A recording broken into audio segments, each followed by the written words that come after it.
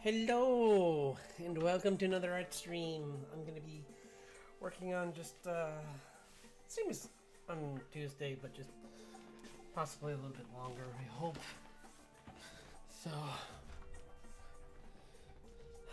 yeah. Been playing around with the T-Rex idea and just trying to, like, clean it up and, like, find a pose I like. I've been doing a couple different ones. Like I was goofing around with a few.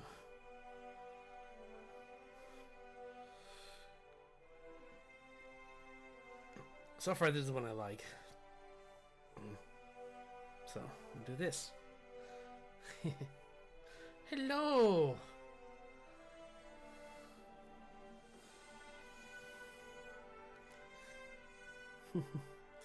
Yeah, I just started up. I'm just gonna start with some work on the dinosaurs and then maybe move to the comic because I didn't get much. I did a little bit of work on Tuesday, but I'm doing alright. It's been nice to have a 3-day weekend so I can get some work done. That'll be nice.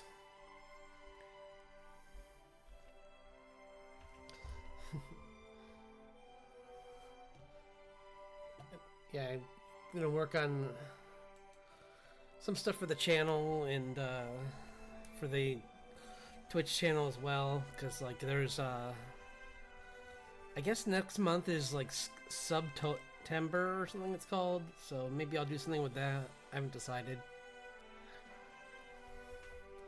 so we'll see about that. Man, this is so loud all the time. There. But yeah, I've been playing around with some emotes for the Twitch stream. Where is they? Oh, that's not an emote. That'd be cool if that was an emote. Here they are. Yeah, these ones. Gonna clean them up and that's fine.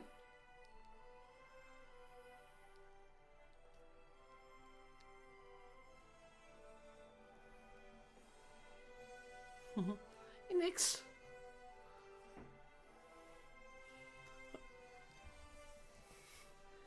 Hope you're doing well. Just working on drawing some dinos right now. Then we're gonna maybe work on the comic afterwards, or yeah, that and probably just that. Guess that's all. I'm gonna try and work for a while tonight because Tuesday I drew for a bit, but kind of had to like. I was low energy already that day, so but today I'm feeling a little better.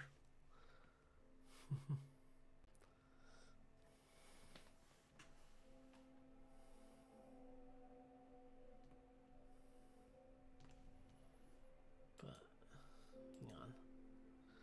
Do.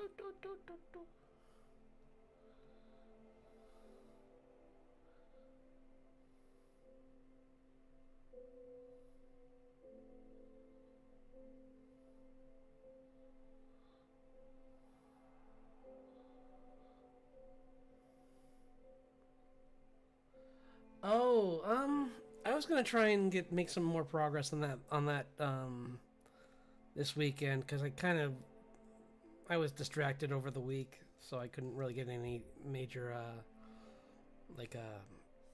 steps forward. But yeah, I'm hoping to make some good progress on that one because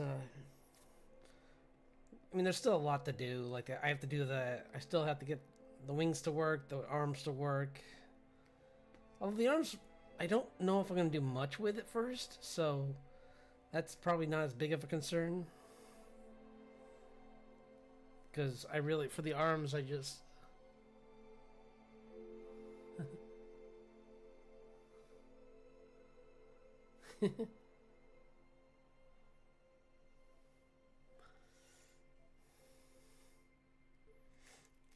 I hate when that happens. But yeah, no, I'm gonna get make some major progress on that hopefully. So Because really, the biggest thing I want to get done is to get the hands to move a specific way. Like, I want the one to look like it's sketching. The other one, more just like, I'll have states for it, where like, when I'm, if I want to do like specific emotes, maybe those will trigger it, where like, if he's like making a major point, maybe it'll like raise, the other hand will raise up or something, or like, I don't know, other things like that.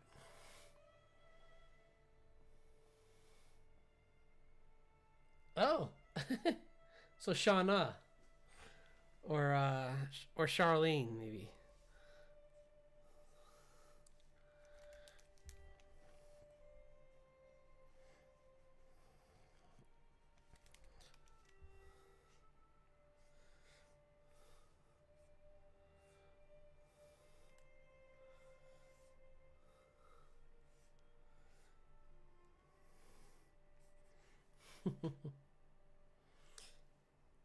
Also, that probably could have been probably a better name would have been something based around Chuckabos actually, since that like we're I can't remember if that in any of the games they actually gave them a name though. I name mine, but I usually name them after other Final Fantasy characters usually.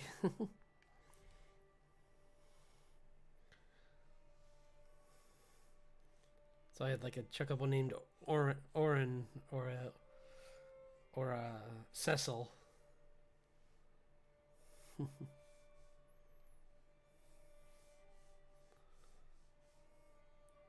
for a girl, there's plenty for the girls. Like you could do Yuna, you could do Lulu, you could have.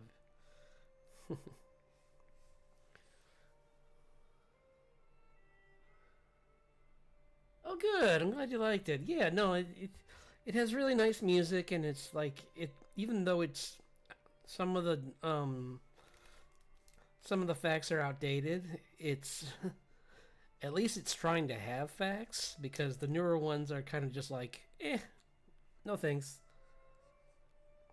Like the closest the newer movies have come to like following any of actual like paleontology is that some of the raptors kind of have feathers, but they're still calling them velociraptors even though they're not velociraptors.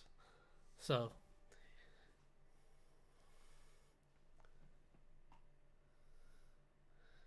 hey Purple, I'm glad you can make it.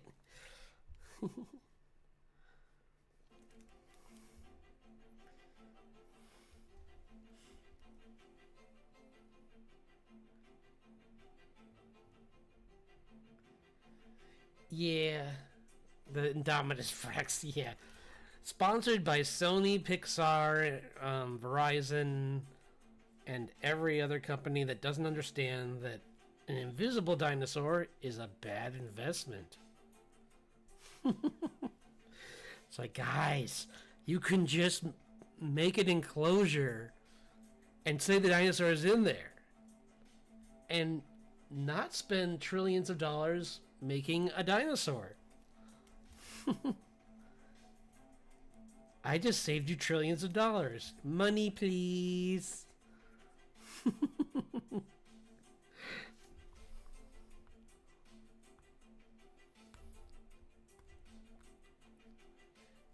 Yeah. Well, I hope you. Hopefully nothing too. Hopefully nothing stressful.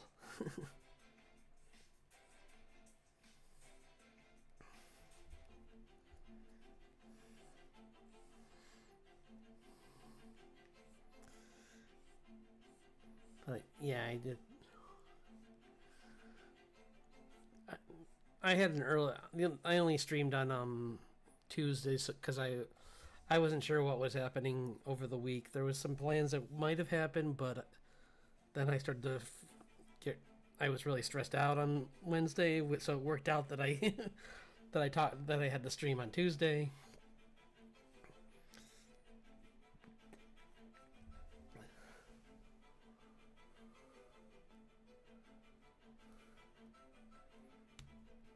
Yeah. Hey, no problem. Yeah, the same. I'm glad you feel better too. Yeah.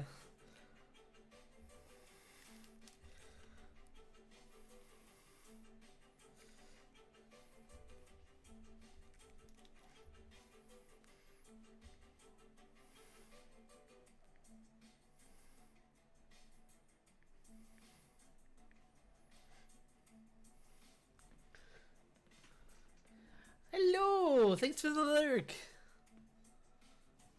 Oops. And I just made a bad line. Fixed! Just working on dinos tonight again. So.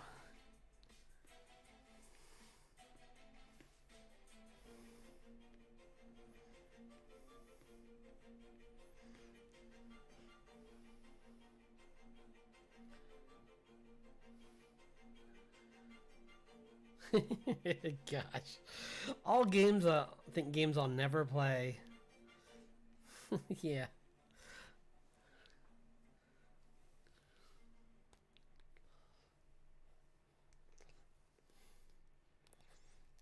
It's like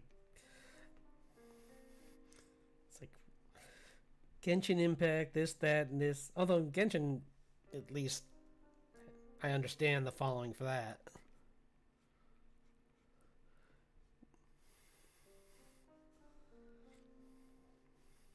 But to be fair, I've only seen commercials for Raid Shadow Legends, so the commercials I think do it more of a disservice than a service. Like maybe it is a good game, but those commercials do not make it look very exciting.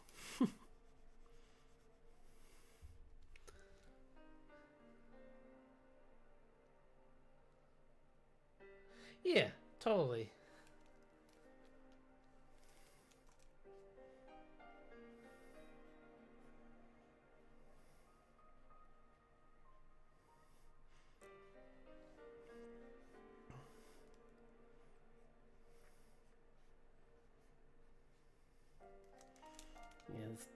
Yeah, this one I was thinking it might be kind of fun to do.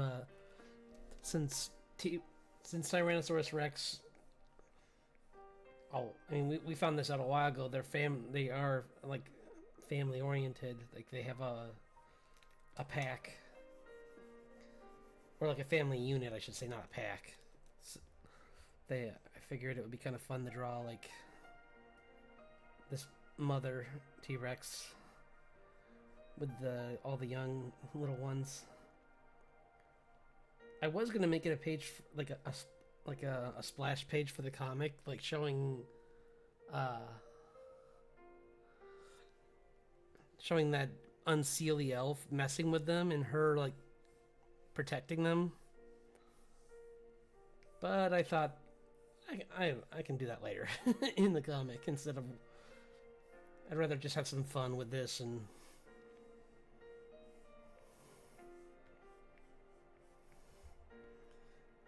Create something eerie and but also like a little bit hopeful as well.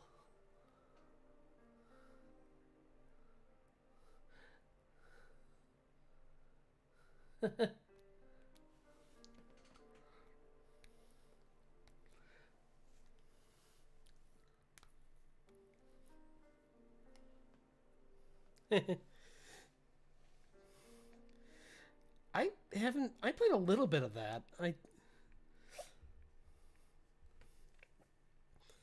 Of any like very popular games, that's when I could, if I could find a bunch of people, I could see myself playing. That, or I mean I have and I like, oh yeah. I also have like a Repo and everyone's playing Path of Exiles. I might be tempted to play that again.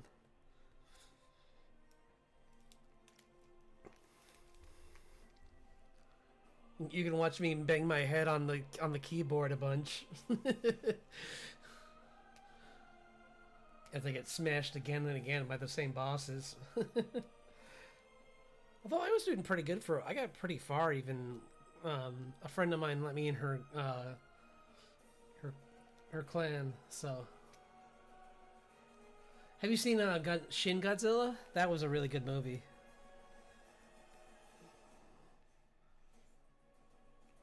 Yeah, Shin Godzilla. It had all the in the English dub had all the voice actors from Full Metal Alchemist Brotherhood, including Travis Willingham, who Mr. Critical Role himself. Oh, cool! Like magical expansion mod. Huh. That's interesting. One second, I'll be right back. Get some water.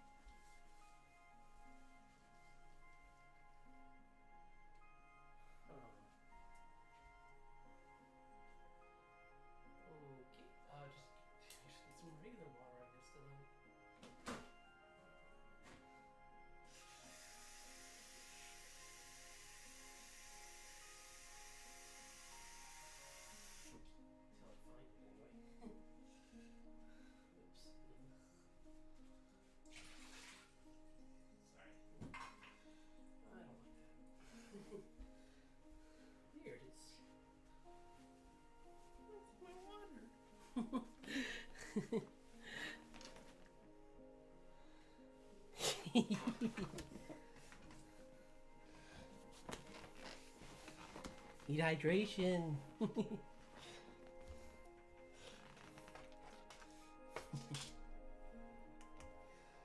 There we go. Watch, I probably...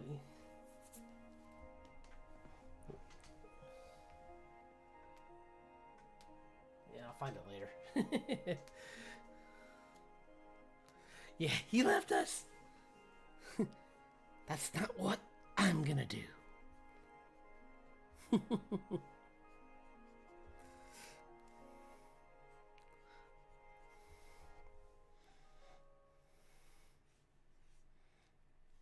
It's funny how much, like, in his movies, Steven Spielberg makes lawyers look so terrible.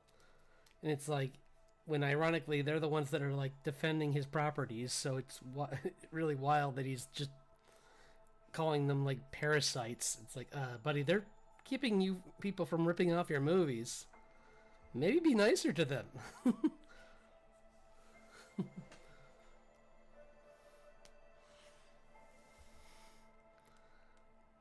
Or in the case of that guy, there's probably a lawyer there to, like, protect him from, like, so many OSHA lawsuits.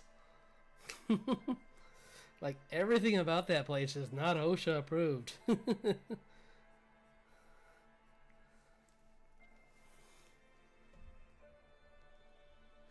Oh, yeah, that mess. Let's... Ugh. Yuck.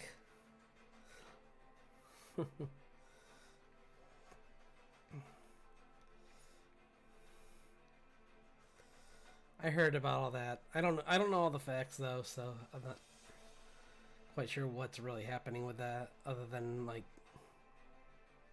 they're still working that out, from what I heard.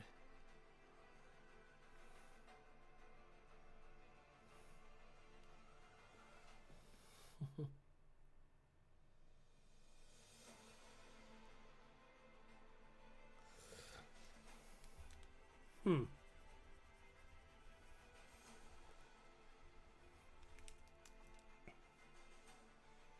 Yeah, I mean,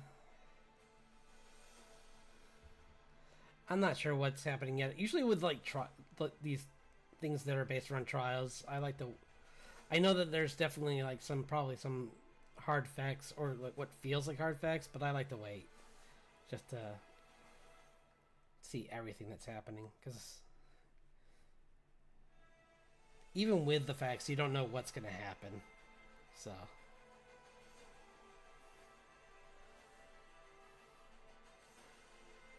I'm so lost on where.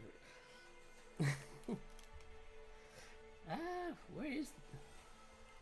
This is the problem with drawing a lot of things with really quick gestural lines, is that it's kind of hard to see where all of them are.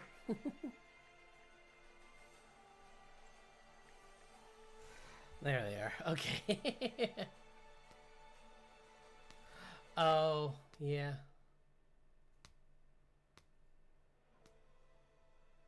Yeah, that's kind of where. I mean, I don't. I understand that you're interested, but it's just kind of like it just doesn't feel like something right to talk about right now.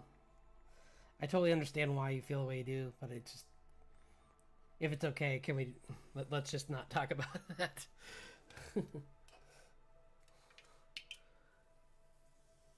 Because like I said, I understand why you feel the way you do, but let's go back to talking about Jurassic Park. And why Hammond's a war criminal.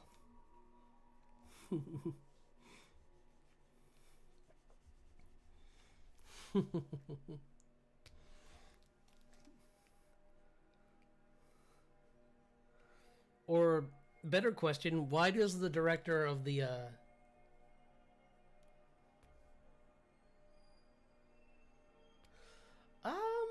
yes. Yeah, this is you can see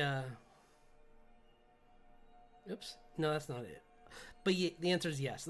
This is the redraw of that the creature from the comic. The the Leshen mixed with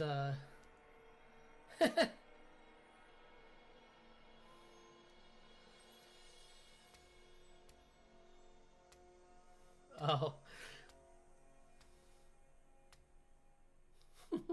The autocorrect's so weird sometimes.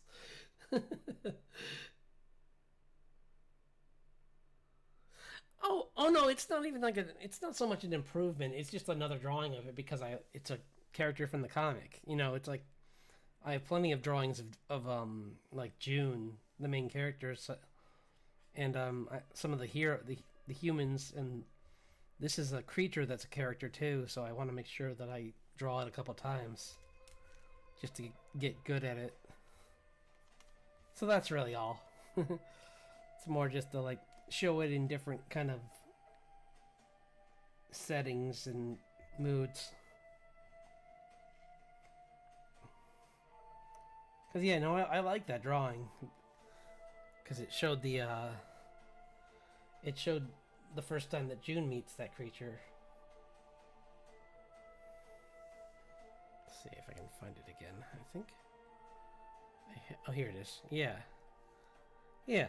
I mean, it's like it's the first time you see it. Oh yeah. How was your D&D?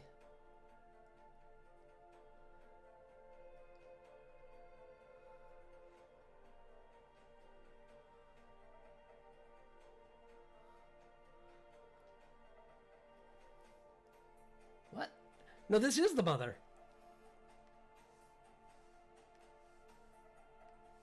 Yeah, the mother's with this is the mother with her oops, there.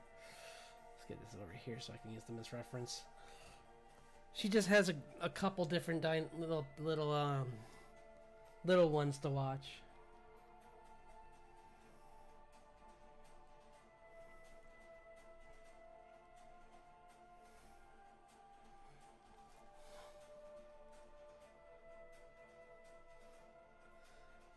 That's cool though that you got to play some D&D. I think I found some people, or at least one person to play with. I'm still waiting for them to find some more because I'm like, I told her I'm like I'm not gonna be the DM. I don't think I mean, I could try and read some books and try and figure it out, but I have no experience with that. So that would not work out well. It would be I mean, the first session would be a bit of a like hodgepodge mess. But then again, it probably will be regardless, so. Because we're a bunch of new people, we don't know each other, so your first sessions are going to be kind of probably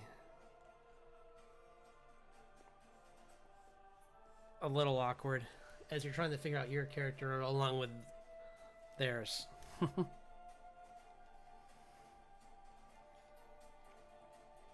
Like I was just listening to that Critical Role fireside chat with Brendan Lee Mulligan and Matt Mercer, where they were talking about Campaign 4, and like even them talking about that, it sounds like even that's gonna be much different. Ah, okay, cool.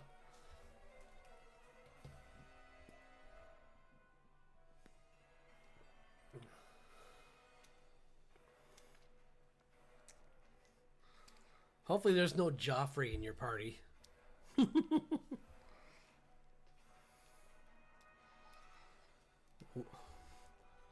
No world needs another one of those.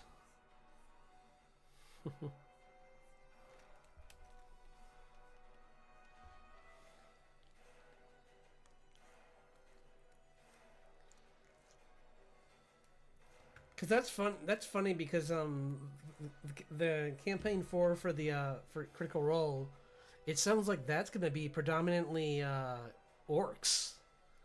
Like it's an orc based culture, and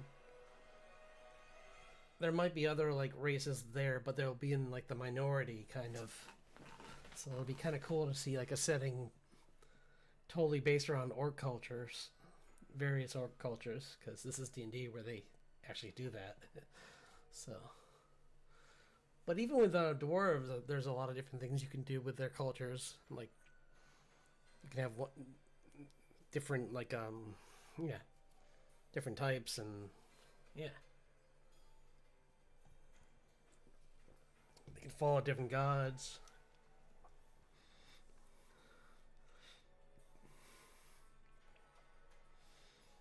That's probably one of the one of the really fun things about that is just how much like freedom you have at that.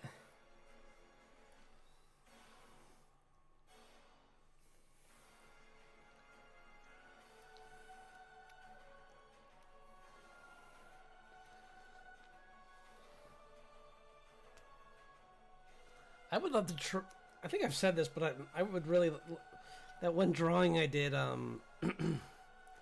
think I have it here. I'd like to be one of these two characters. Probably the bigger guy, because he's a dinosaur. But even the lizard folk guy would be really fun.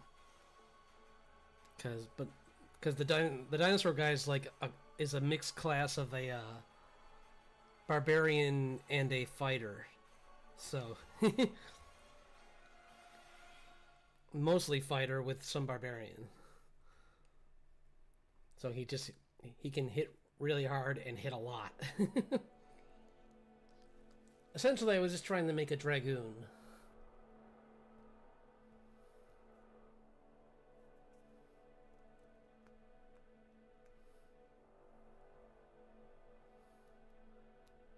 Oh, you mean like the... Yeah, I know what you're talking about. Did you ever see that JonTron, when the one where he reviewed Darkest or Dark Dungeon? That's a funny video. Where he's just there's like a part where they make it look like it's like the movie's all about, it's really dark, and I don't want to go into everything about it because, well, for one thing, I think YouTube might knock down my video for some of the things that happen in that movie. But there's one part where they're in this like, oh, thank you, yeah. Yeah, but there's a funny part where there's the scene where the they go to this like dark, dingy like cafeteria kind of, and everyone's playing D&D there, and they're all just like all super hyper, like they've been on like far too much Red Bull, which is funny because clearly these are just people that have never seen a D&D campaign, and how like they're rarely that wow, unless you're like in a really exciting part, it's usually pretty chill. But they were like, at the beginning of it, all the tables like in unison were yelling RPG, RPG, which also is confusing because it would be wouldn't it be TTRPG if it was Dungeons and Dragons?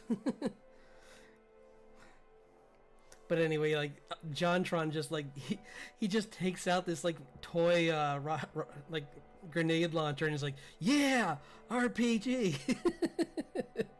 I just thought that was really funny. It's like, let's go.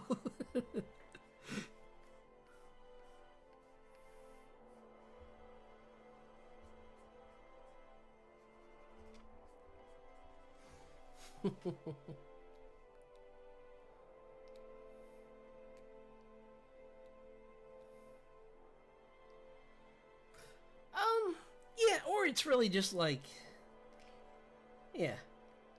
I didn't really have a bad time any of the times I played. Well, I did have one time where it was less better than others because our DM didn't really coordinate with us much. Because it didn't help that he wasn't my friend, he was my friend's friend, so, like, everything was being made around their schedule, not around the group's schedule. So, like, my character got taken out of the game when I wasn't even there. And I was so disappointed, I don't think I ever wanted to play with them again after that. Meanwhile, I had another friend where we just, like, would get together whenever we could. And, we would play a little bit, and then, order some pizza, and just chill and talk. And we didn't get very far in the campaign because, it was just over a summer. But it was fun.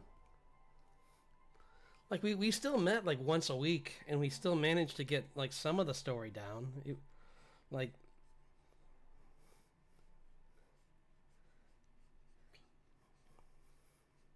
that's why I always I have so much sympathy for the especially like the Critical Role guys when they start a new character, because it's like everyone's always like, why don't they know how to play this character? And it's like, guys, because there's every character class in the game will react to a situation differently, and they're trying to act around that. They're trying to do improv acting around a character that's a different mechanic set than they did the last time they played. So give them a little break.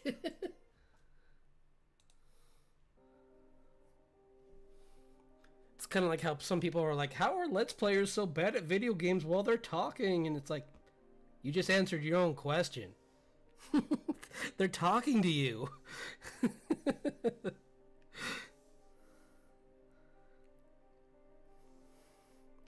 Like, I could play Hollow Knight really well, but if I played it here for you, I probably would make a lot of mistakes. And it's funny because I was just watching someone earlier this week, and I even told them, I'm like, don't worry, I won't backseat because I know this is probably hard.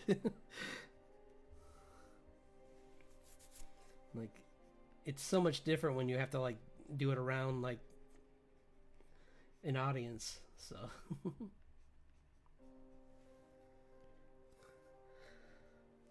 Thought I'd give her like a kind of like a flower thing going on in her design too.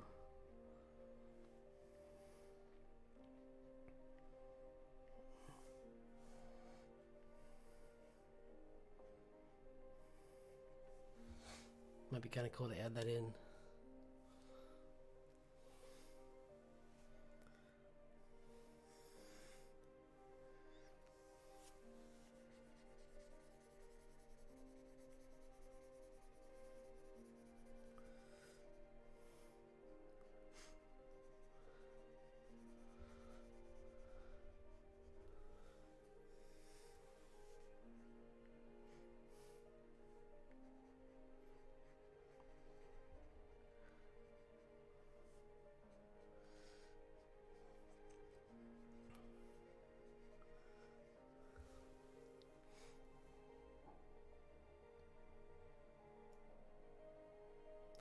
Yeah,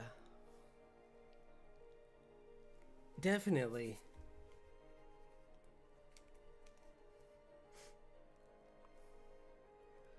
Like I was talking to someone I follow yesterday and saying how sometimes I feel guilty when I'm not talking, and they're like, you're allowed to just have streams where you don't talk. I'm like, yeah, I know, but I like talking when I can.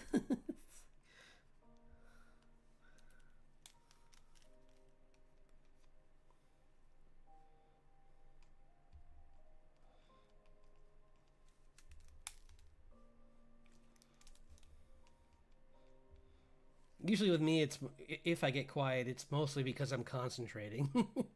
Like I'll just be going into a specific area of something, and I'm just like super focused. Let's see. See, I don't like that brown. I'm glad I got rid of that. We can still keep some of this other part though. Like the stone legs are kind of cool. I'm gonna keep that.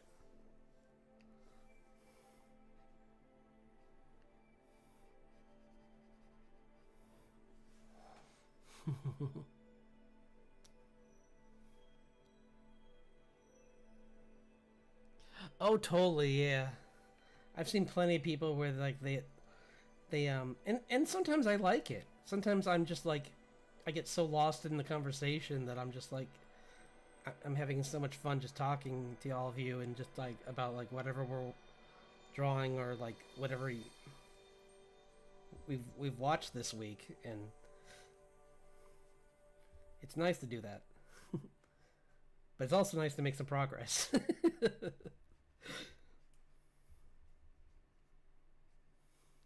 So I try and balance usually, but it's not like I would ever end a conversation though. Especially when we're talking about dinosaurs or anime or animation, really, because those things are always fun to talk about.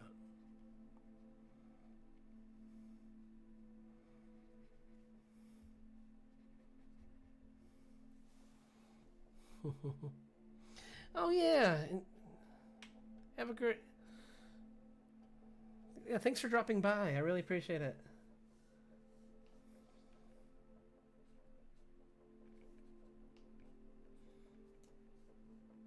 Yeah, speaking of which, I started watching a new anime called oh, maybe I talked about it, The Quiet Witch. Secrets of the Quiet Witch. It's pretty cool. I mean, it's kind of like a surprisingly, it's kind of got like mystery elements to it. So I kind of like that. Like it's not just like a because I thought it was just gonna be like one of those stories where like the girl in it is like the protector in the shadows kind of, which would have been fine too. But and it still has some of that, but it's also kind of like it has this element of like there's clearly stuff going on at the school and she's figuring it out slowly, but it's not really, unfortunately it's not her main job, so she just has to work in this really bad setting essentially.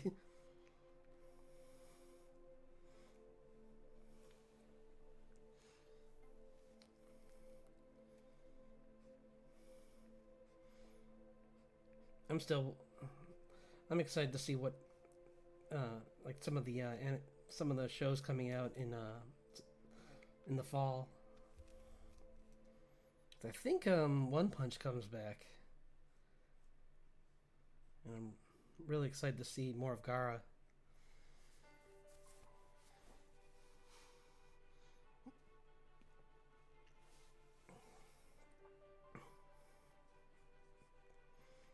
And I know some other characters that might pop in this season too, so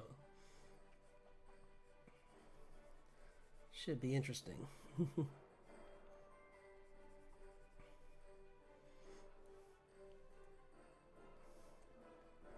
Actually, that's not quite right. That's too far.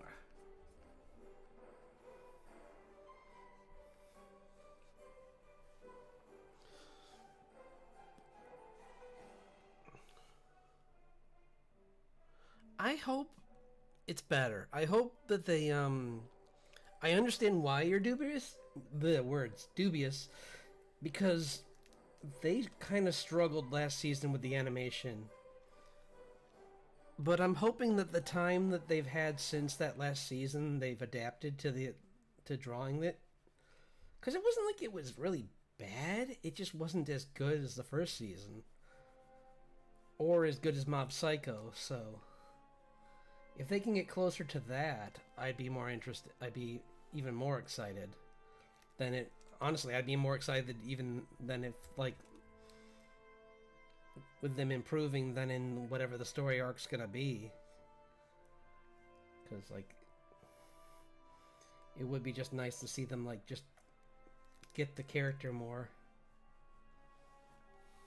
Because there were parts of the that second season I really liked, like the when he went in that karate tournament. That was really fun.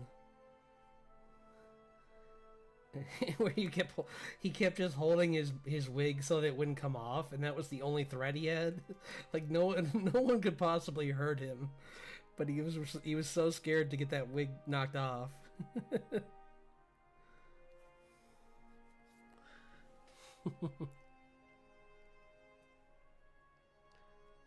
Yeah, it's kind of like, yeah, they weren't afraid to make it look really rough, which really helped with, like, letting this, using that to, like, express some of the more, like, crazy emotional moments in the story with Mob. Like when he got more unstable, the art would get more unstable, which was a pretty cool idea.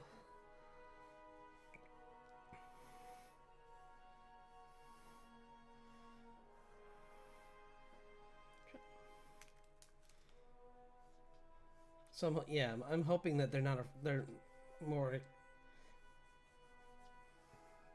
I'm hoping they'll do that more in this season of One Punch too, because there's no reason to not, but we'll see.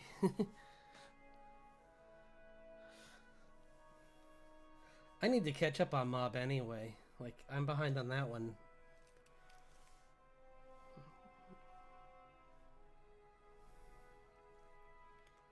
I only watched, like, I think 2 seasons of that, so I need to catch up.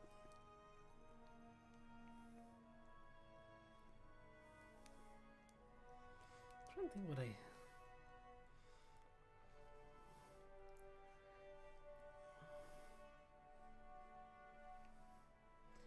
maybe this one is starting to get the same mutation.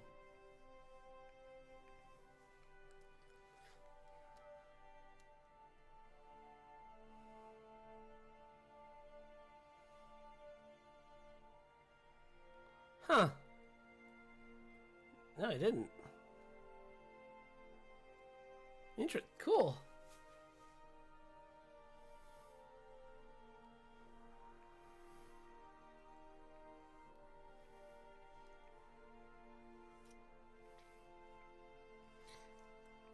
Have you watched any of that My Hero Vigilante?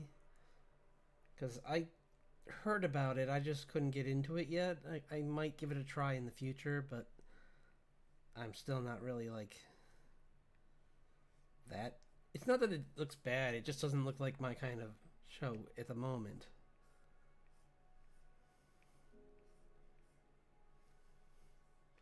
I probably should do these on different layers. I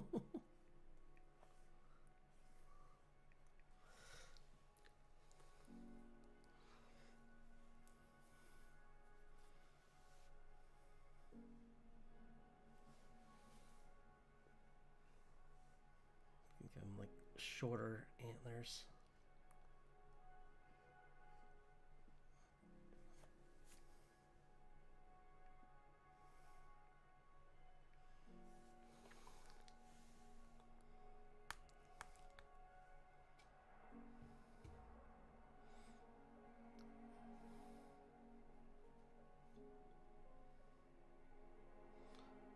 Oh, okay. Yeah.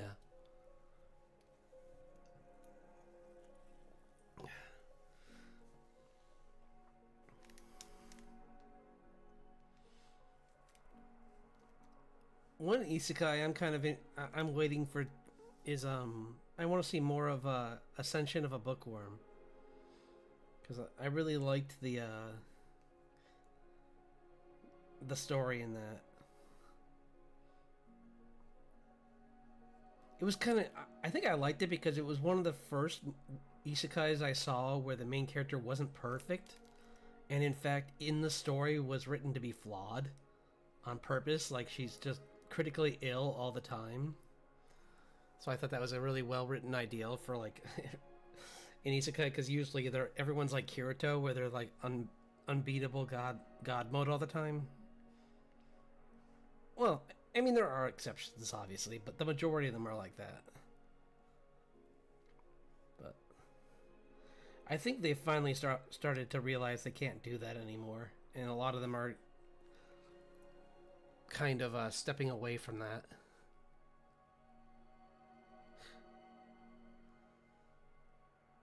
Yeah, definitely.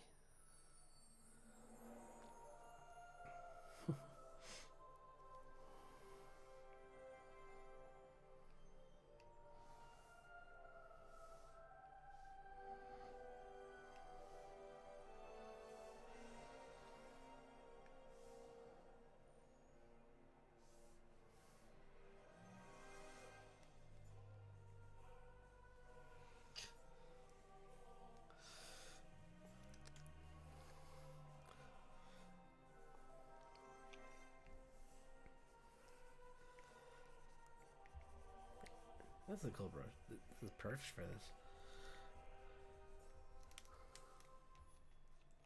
Same with a couple anime and like one that I'm really disappointed about is I heard that Ancient Magus Bride, their studio, isn't doing very well financially.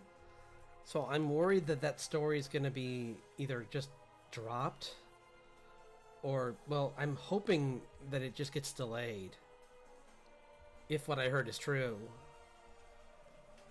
Because that that last arc I was worried about, and then I watched it and I was just like, oh, okay, I was worrying about nothing. The story's actually pretty good. Because I'm always nervous when you put a character into a high school setting, but they managed to do it well, so I was like, oh, okay, I'm all right with this now.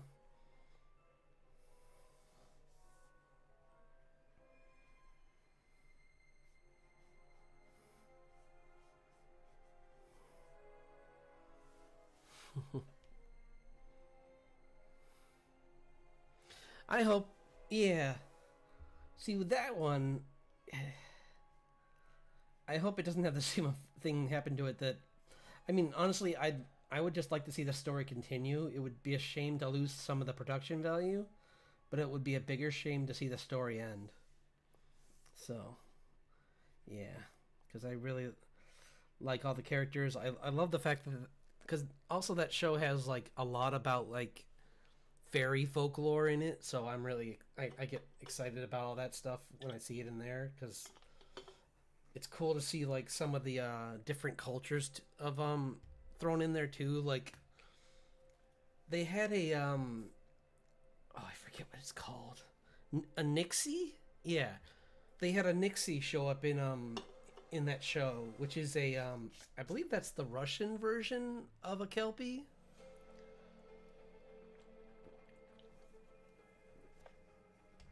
So that was really cool, seeing like that they're not just like just doing like English folklore or like Scottish folklore. It's all over the world. So, or at least all over the, like, oh, the cat she. That was so cool when you found out that's what they were, and you're like, oh, you stepped into the wrong room, my friend. These things do not mess around. They are chaotic little creatures, and they can cause so much devastation.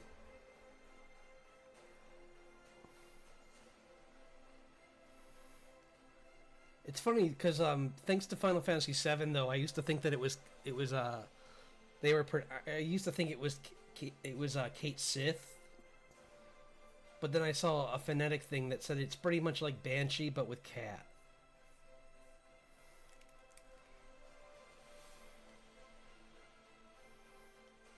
So that's why it's just Kate She.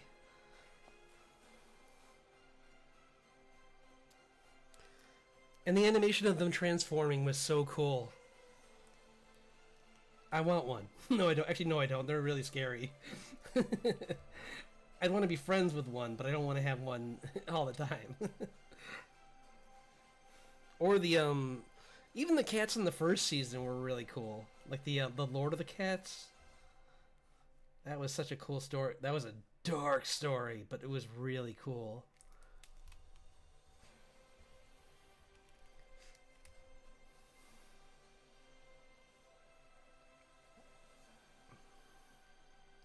That show was really good at jumping from like situations of absolute wonder and whimsy to just such a sad depression. It was just like hurtling toward. I always was like waiting for something to happen. So it's like, okay, now how are things? Things are really happy now. How are they gonna make it sad? Which wasn't a bad thing. It was just kind of like.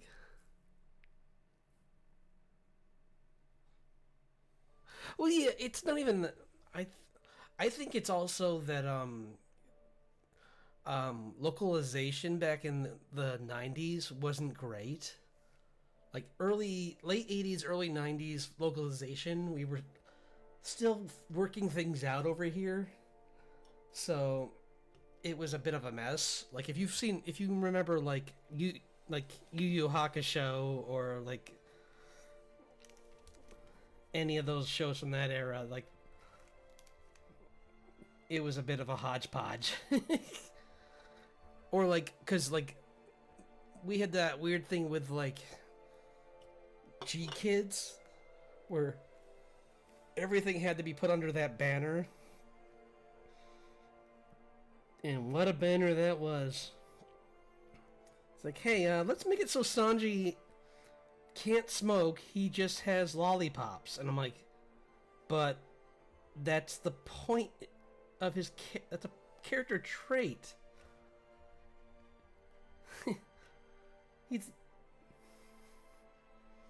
I mean, it was just kind of funny because it was like, guys, kids watch James Bond, and that guy has like them like dispense out of his mouth one after another, like bing, bing. So having Sanji do smoke should not have been a big deal.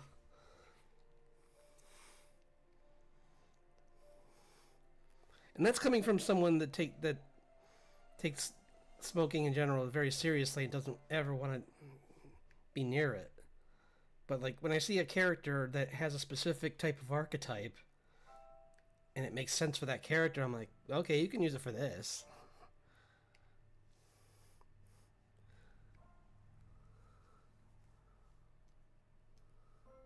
Oh my gosh.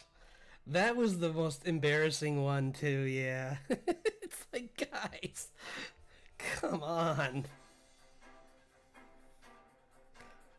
I think that pushed anime into like this like really like it's stuff like that that just made it so hard to say back in the day that you liked anime in public.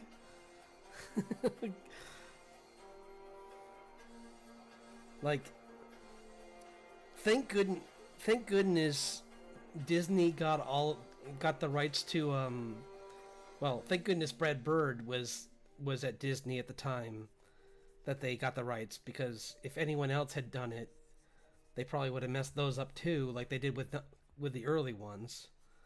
But once Brad Bird got involved with the Ghibli films, he made sure that they were good.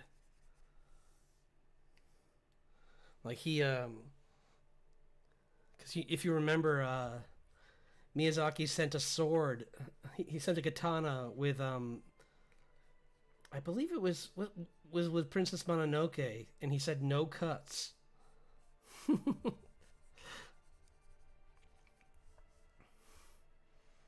And thank goodness they let.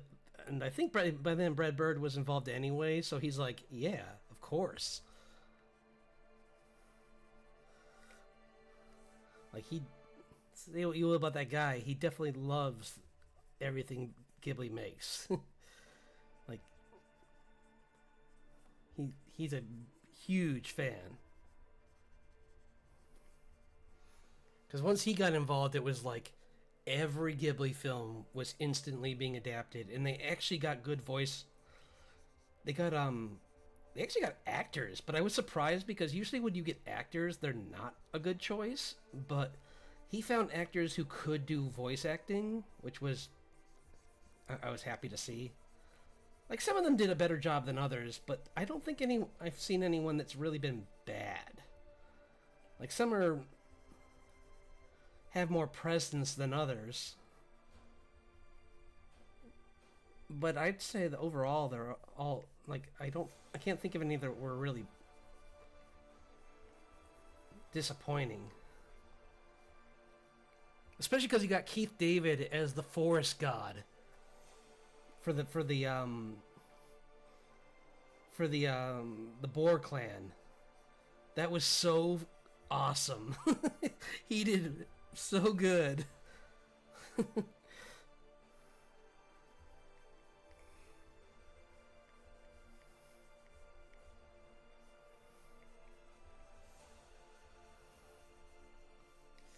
I was hearing Goliath once again when he did that. It's like that level of intensity.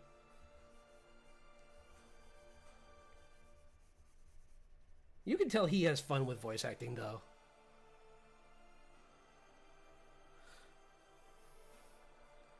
Like, whenever I hear... Like, when people were upset about Has Been having new voice actors, I was for a second until I saw that he was one of them. And I was like, oh, okay. It'll be fun seeing him in something else, too. But, yeah. I still haven't seen, Porco Rosso. Like, I hear that one's pretty good. It's not... I haven't heard the rave reviews of it, but I heard it's really fun. I don't know if I'm going to see Pom Poko because I get it, and... I just... that... The way they portray them... that's okay. It's so goofy.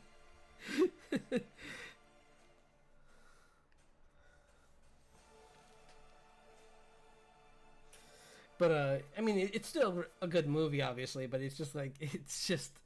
I think, you know what I mean, with, like, the fact that he made the Tanuki a little bit too, like, exaggerated in areas, and I'm like, okay, buddy, I get it.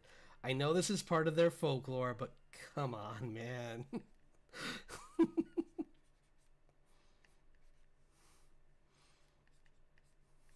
A little more restraint, please.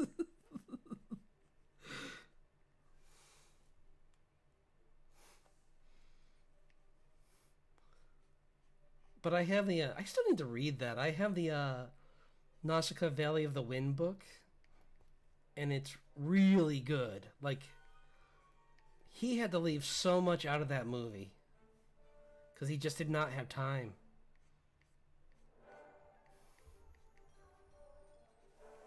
Because, like, everything about it was, like... I mean, if you think that, like, it feels a little rushed, it's because it was. There was so much more lore that they just had no time to explain. About the village, about, like, Nausicaa's, like, combat prowess. Everything about it was just... There was no time. And it's too bad, because, I mean, Nausicaa's such a cool character. She's...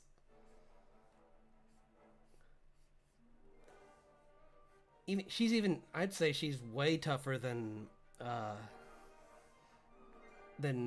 Mononoke, but they just didn't have time to show it.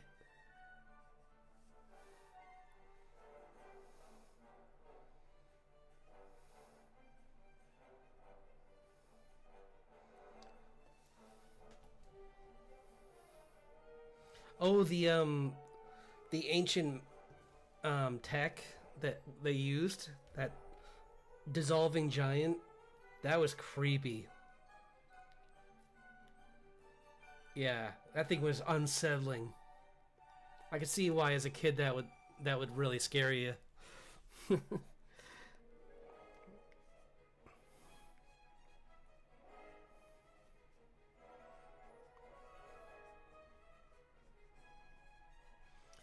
Cause yeah, that like they also didn't have time to explain the other nations at all in the movie, which the obviously the manga has time. So it'll be nice when I have time to sit down and read it some in the future and like because I have like the collection of like it's two big books and it's gonna be a it's gonna take a little while to read, but it will be fun once I get around to it sometime when I have a moment. I don't know when that would ever be, but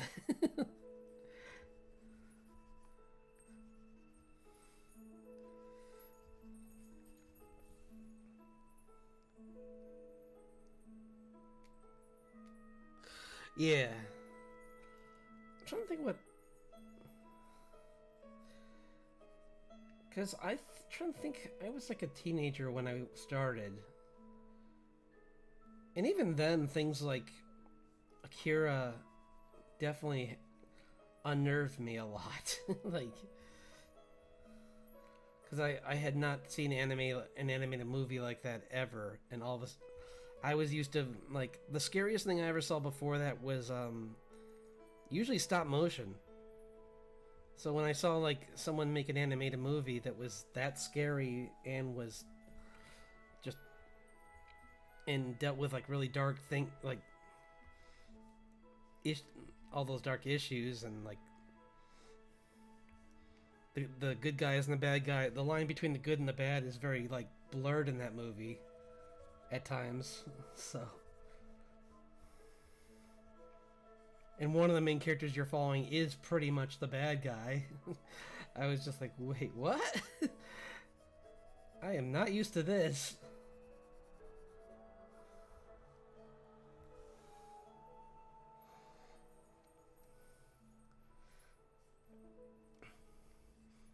Yeah, I also saw Jurassic Park when I was 11, and that was I don't remember. I definitely was unnerved at parts, but I don't remember being outright scared about that, which is funny because Ghostbusters scared me more, I think, than Jurassic Park.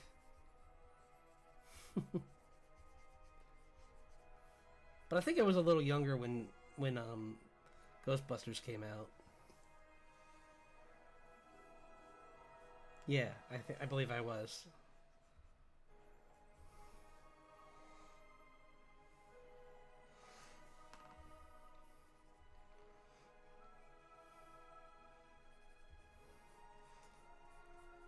It's also nice now that they're actually putting more animated movies in theaters. So yeah, so kids can watch them with their parents younger and like enjoy them together. Like I might go see the next even though I don't watch the show really, I'm probably gonna go see the the what is that Demon Slayer movie.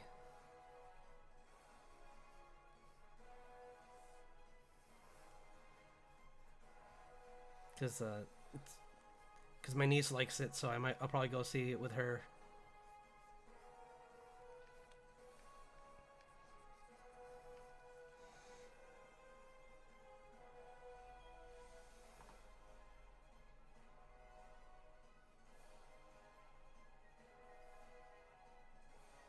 Yeah, well, true.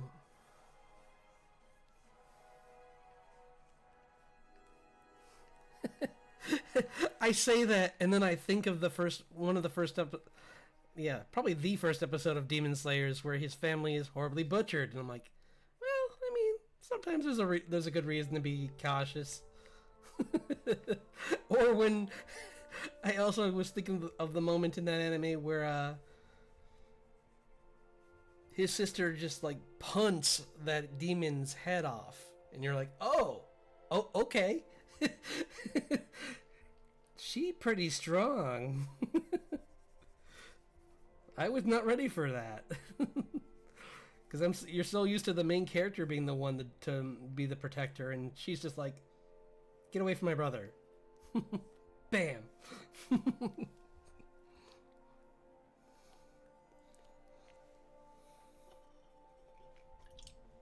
One thing's for certain, I hope not many. I hope too many kids haven't tried to watch things like The Promised Neverland, because that shows like that are just not good for you. Yeah, that was pretty. Yeah. Oh, that got so dark. Yeah.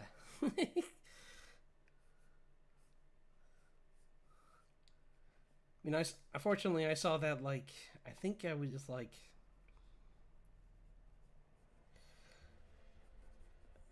I was at least in high school when I saw that one, so it wasn't too bad. It was still shocking then. So.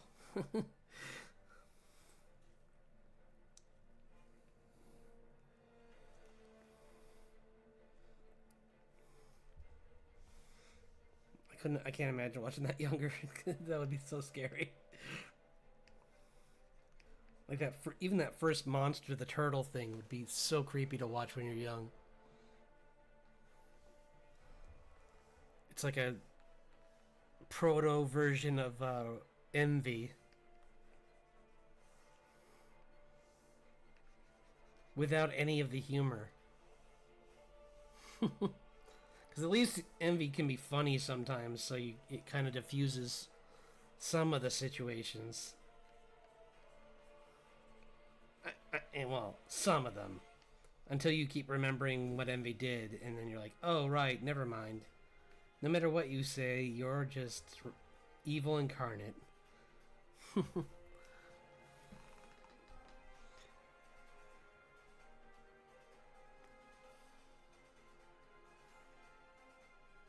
Yeah. No, Trigger.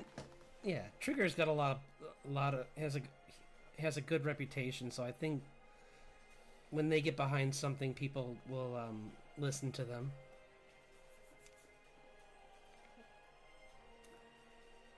It's really cool that they've done some American shows. Like there are episodes of Steven Universe. Some of the fights were done by Studio Trigger. Like you can tell. It's like all of a sudden, like later on, like I think I'll have to check, but I think the first time that Amethyst fights the first time they fight the other Crystal Gems, the evil ones, and they have that song, I think that might have been Trigger, because it's really well done. And it's not to say they can't, but like that level of fidelity just kind of felt like Trigger more than it, because it's not. Yeah, it just felt like their kind of style.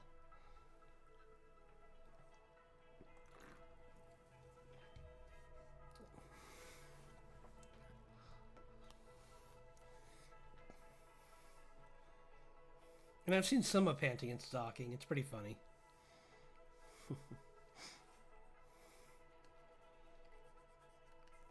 If you're looking for another comedy show, I can't remember if we've talked about this, but Nichijou is really funny. Dear Suplex. So good.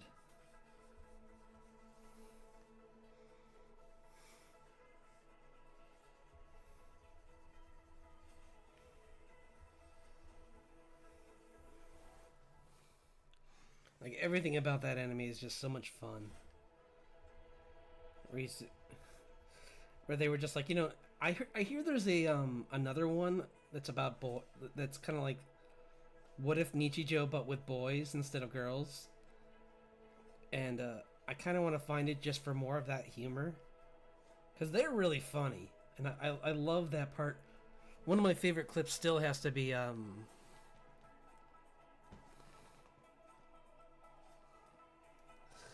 wait, wasn't ever really? Huh? That's funny.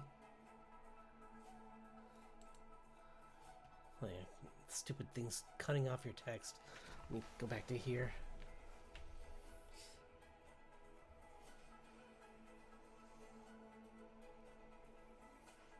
Oh, that's funny, yeah. Because I'm not sure how. I think I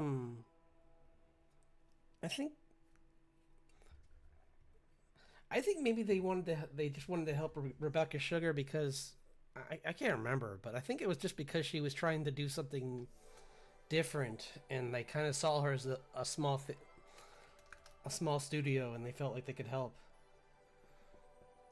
And maybe she knows some people there too. I'm not sure.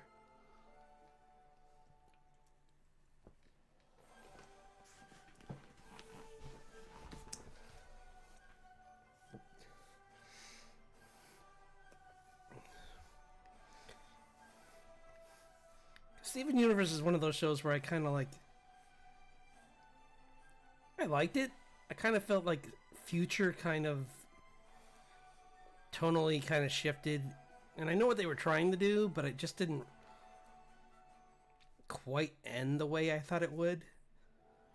Which isn't to say it was a bad show overall. It was still good. It just kind of ended on a note that I was like, well, that's nice, but it's not what I was expecting. Like, the part about, like, one of the parts of the ending I 100% approve of, but how they got there was just kind of not how I expected them to tackle that.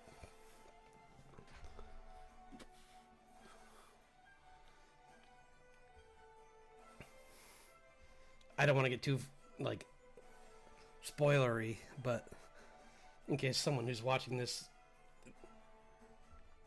in the future or is lurking now hasn't seen it, but yeah, it's good.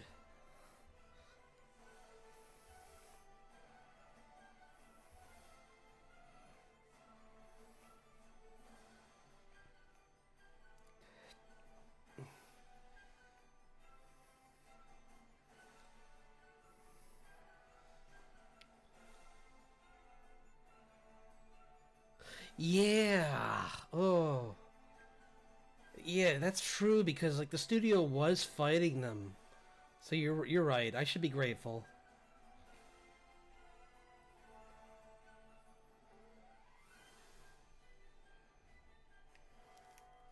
I think it helped them that every time the studio would try and fight them, they could pretty much just be like, I mean, I'm sure it didn't help too much, but they could be like, guys, these are aliens. They're not humans. So what difference does it make? Even Steven's not 100% human.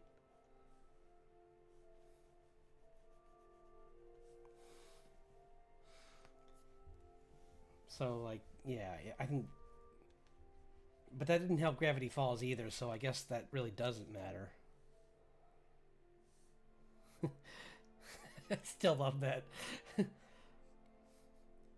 We don't want spin the bottle implied because that means there might be makeout parties. Alex Hirsch back to them. Where are these makeout parties and how can I attend? So good.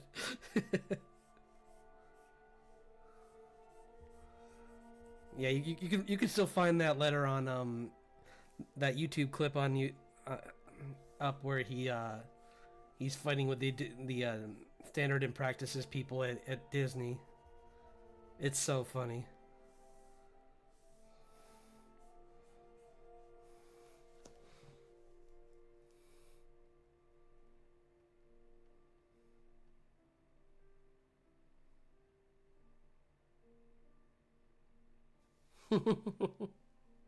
Right.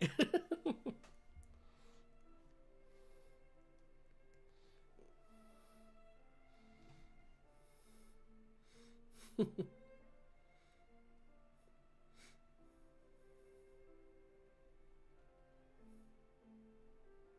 that one,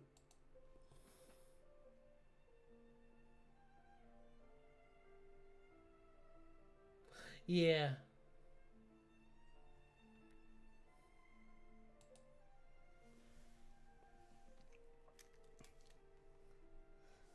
But like with Steven, I think it was also kind of like one of the just that early stage of like them really having to fight. Same with Last Airbender though, even like I think they had a lot of arguments with their people, but they just were with the first one. They were with Last Airbender itself. They were able to get away with a lot, but when it came to Korra, like they just wouldn't listen to them because they didn't have confidence in a show that like by which still baffles me to this day because by the time Korra came out, it was Avatar was like a cult classic.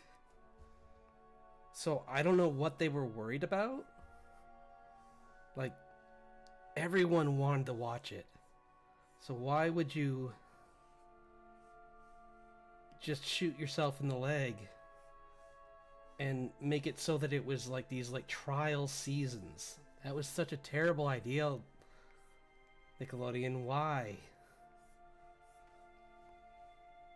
They should have definitely planned for at least season 2. Because that I would have been more like forgiving of if they had been like, okay, sure, this show was good, but we don't know about this one, so we'll give you 2 seasons because we don't know if people are gonna like all these characters. And then when they realized they did, they should have been like, oh, no, never mind, you're good. This show's awesome. It's gonna make us lots of money.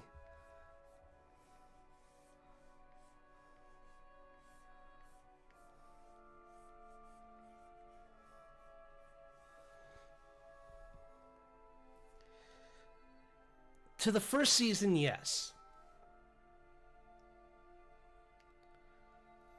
I'd say the last was better. Like the last season ended on a pretty good note. I mean, there's only so much they could have done because they ended up making a comic too, so they were able to go further into it there. But like, because we talked about this, where like it would have been great for them to give it the same ending as Last Airbender, but even at the time, I knew that wasn't going to be the case. So, yeah, it's a shame, but it's just how that.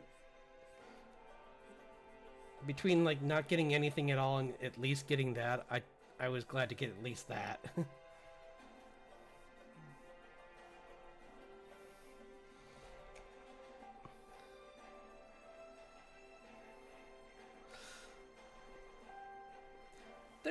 I think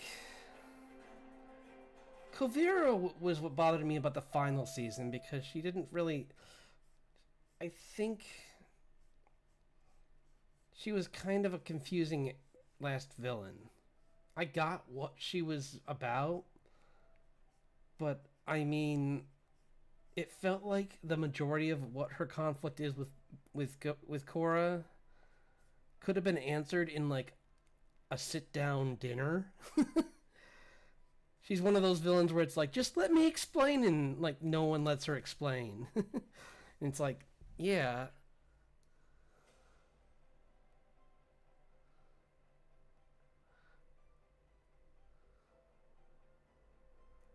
Oh, yeah. Early Korra I didn't like because she was so mean to Tenzin.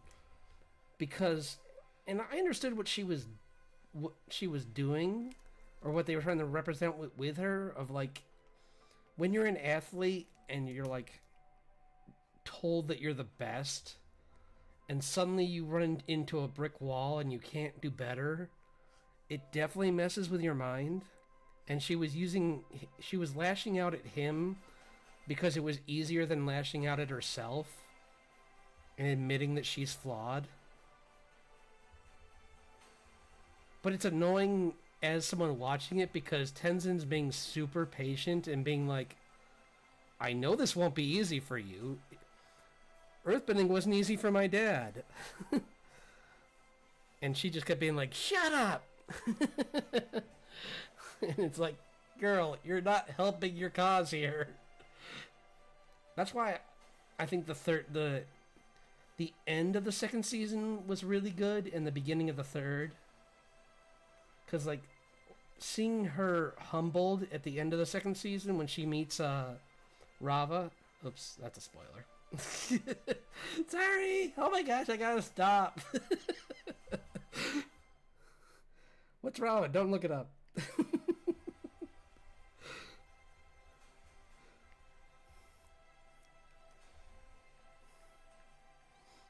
I'm the worst storyteller. It's like, I'm not giving spoilers. By the way, this happens.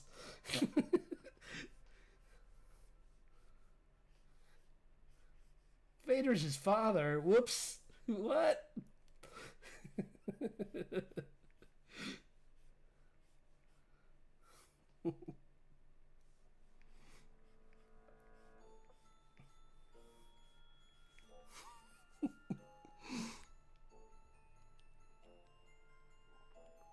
Yeah, it's so easy to just slip into being like, so anyway, about this thing that we both know about, but no one else in chat knows about, let's just talk about the ending of it. Oops. Oh, sorry, chat. I made a dum-dum. This is where I need the bonk emote. Just have someone just bonk me on the head and be like, stop talking.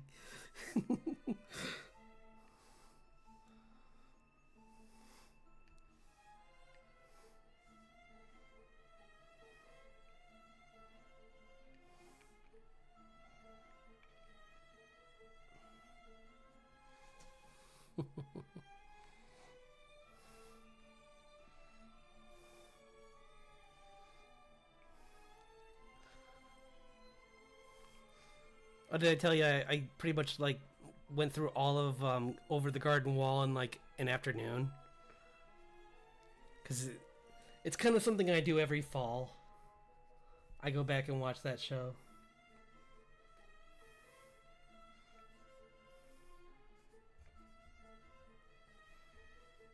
And I won't spoil that one, I promise. It's really good. Everyone should check it out. I think it's maybe 2 hours, the whole thing. Or is it 2 hours? Let me check. It might be less than 2 hours. It might be only an hour, honestly.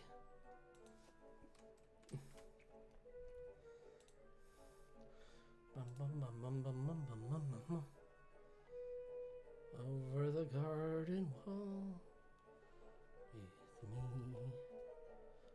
Where is it? Over.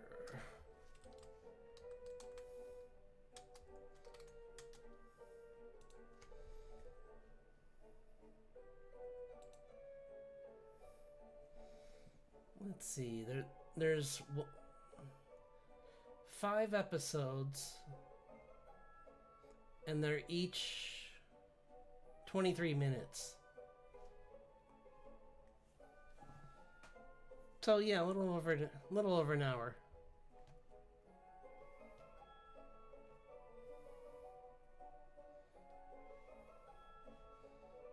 Yeah, not bad at all. Like, you could easily just like watch it over 2 days, or 3 if you really want to stretch it out. Or if you're like me, I would just sometimes I would just wake up and watch half an episode.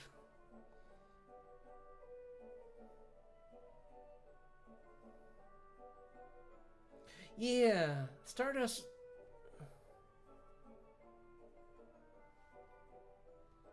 Wait, what?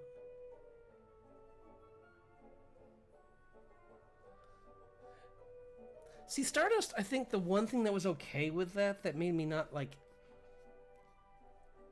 get too mad about it. Like when I first watched it, I was a little disappointed, but then I listened to a like a critic on YouTube talk about it, and the way he explained the ending and how like Gaiman just didn't want the ending to be a certain way, and the filmmakers looked at that the way he did it and said, that's fine for a book, but it won't work for us. So I can get why they changed it. Because, like, they still kept in one of my favorite parts of the book, which is, I won't say, like, what it is 100%, but all I'll say is the feud between the brothers is still in the movie, and I love the feud between the brothers. It is so funny. It's like a Looney Tunes episode. Or like that movie Rat Race, but with like dark, but much darker. It's like so bonkers.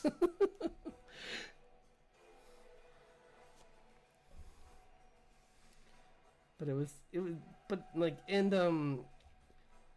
having Robert De Niro in it as his character, I thought he was really fun.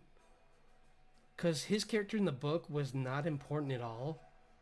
Except for, like, I think transportation. I think he just, if I remember right, he was just, that's all he was he was just kind of, like, there to, like, move them along in the plot, kind of. And in this one, he actually kind of, yes, especially the first part of the movie, the one you see when they first start talking to each other.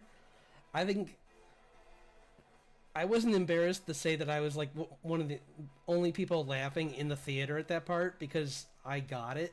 Like, some people were just, I'm sure people were smiling, kind of laughing to themselves, but since I read the book, I knew what was going on, and I'm like, that is such a great way to show that. Because it kind of went on longer, in a like dialogue way in the book, because that's what you have to do. But just having it be so blunt in the movie was just so perfect.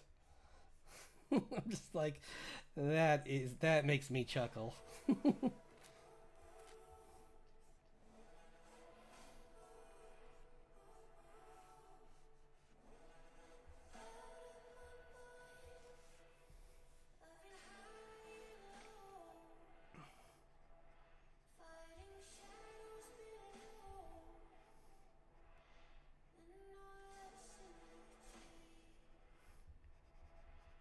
Maybe the arm's red too, or part of them anyway.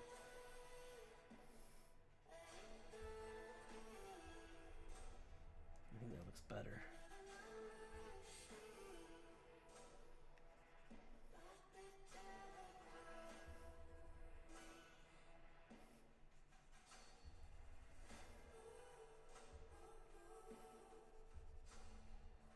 Yeah, I like that.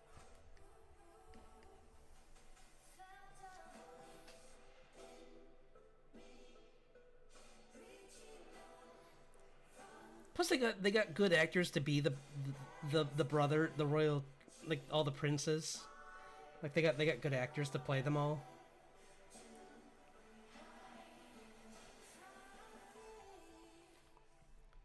So I was pretty good with that. The actual antagonists of the movie were very different from their book counterparts. But, like I said, a book has the luxury of time, whereas a movie has to move along fast. So I still understand why they did it. Because the resolution in the book only makes sense for a book when I thought about it more.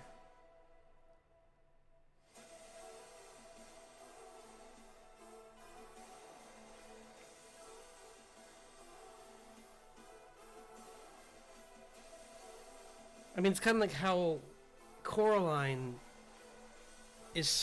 has a bunch of differences from its book, and it's because, like, narratively it made no sense to it made no sense to do them the same way.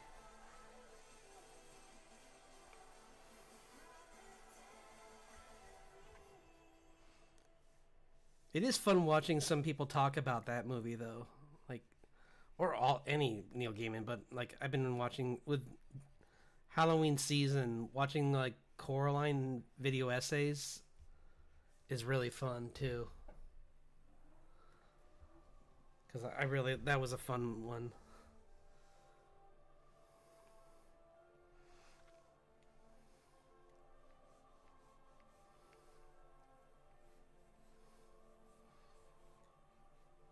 It was cool that they created an entirely new character for that movie.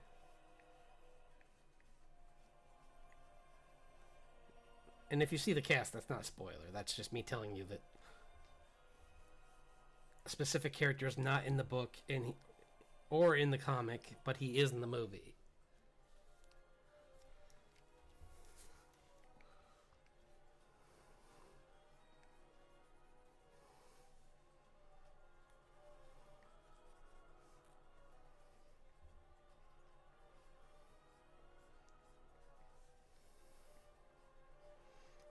The one interesting change that I'll I'll vaguely talk about with when it comes to Coraline is the door is different in all the different ways they tell the story.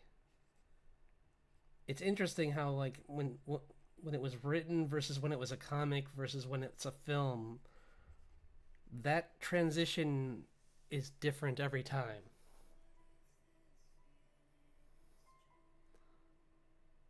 See, oh, I have the Sandman omnibus. I still haven't read all of it, but I do. I mean, I do like that character. But I can respect it. If it's not for you, it's not for you. I get it. I have certain things from creators where I just can't get into certain works of theirs, so I get it. Like I'll have people be like, "What do you mean? I thought you were a fan." I'm like, "I am, but just not of that story." It's like I'm allowed to not like all the stories, so I can 100% understand where you're coming from with that. But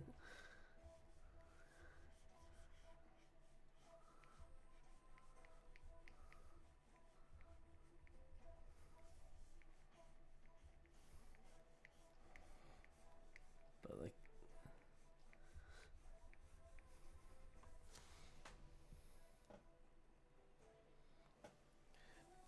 I think the biggest thing that sometimes works against Gaiman is that if you don't like his story writing in one of his books, it's gonna be the same in the next. So, like, there's gonna be a part where, like, in the climax, where like certain things are revealed, because that's how he likes to write. He likes to build to a certain point and then put the exposition near the end.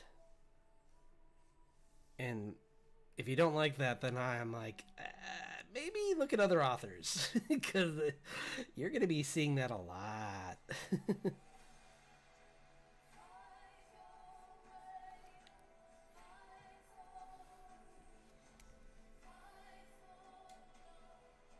Yeah, totally. Yeah, not everything resonates with everyone. That's 100%. Yeah, I agree 100%. Like, there's certain directors where I'm like, I like their work overall. Well, I mean, we were just talking about Ghibli films, and I know I'm not gonna watch all of them, so, and I'm sure they're good movies, but, and I could say things like, I think some of his son's movies are good, but then you could end up watching them and not liking them, so you never know what's gonna resonate with you.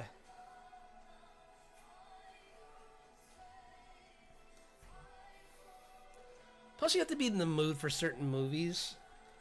Like, I would say don't watch When Marnie Was There if you're already feeling depressed. It's a really sad story.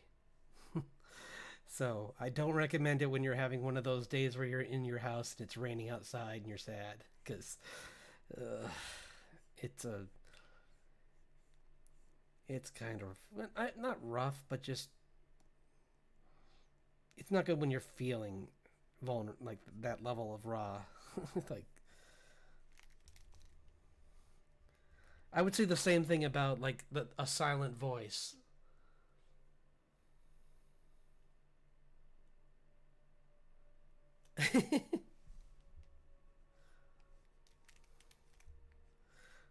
Kind of. I'm more like talking about like how in like it's hard to talk with it about what I'm talking about without giving spoilers. Hmm.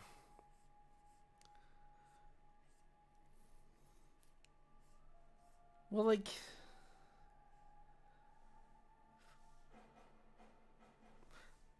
okay. Uh, see, I can't talk about it because it has to do with the spoilers. It has to do with like okay, I'll give it in the vaguest terms possible. The hero is pushed against the wall. Oblivion awaits them, but something that they remember from the past during their adventure saves them. That's Gaiman's writing. Is that he puts and it's not bad writing. It's just that if you don't like that, you're not gonna like any of his stories because that's in all of them.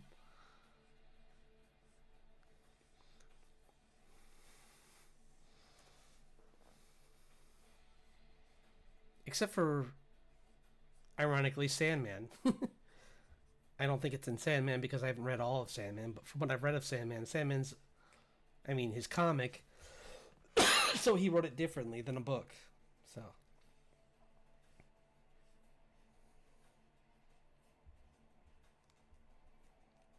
and I haven't watched what was that show called Good Omens. I haven't watched Good Omens, but like that was a fun story. So what I've seen of the show, it looked fun. Like getting David Tennant to play Crowley was that was fun because I liked David Tennant. He's a really fun actor.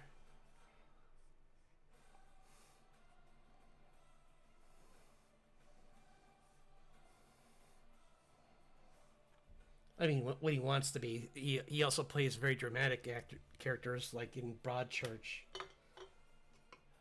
where I'm like,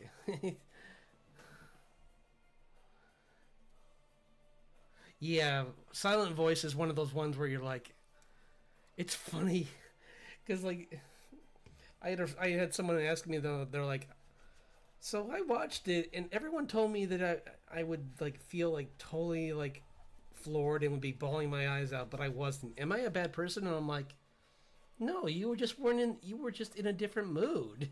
You watched it, and you probably were in a good mood, or you just were like so maybe even like the opposite. You were so like dealing with your own stuff that it really didn't register.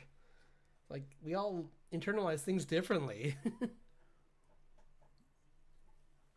So I was like, I wouldn't worry about it. It doesn't mean you're a sociopath just because you didn't cry during a movie. It means that maybe you're worried about your own stuff.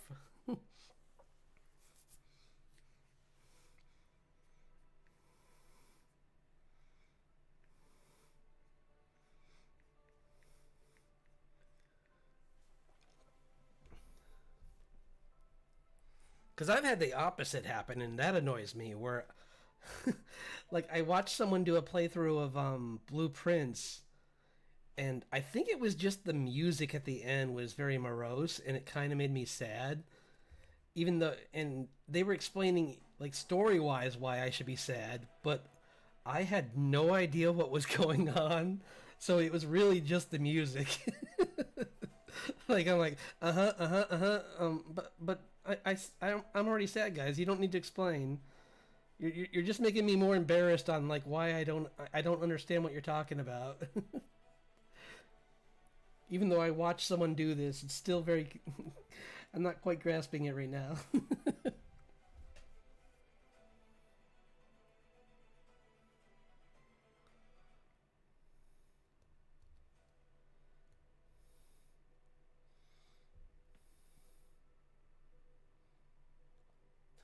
I heard about that.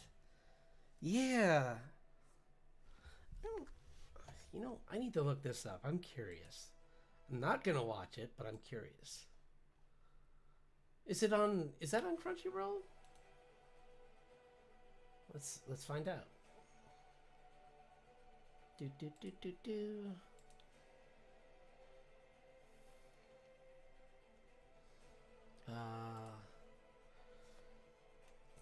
Taga P.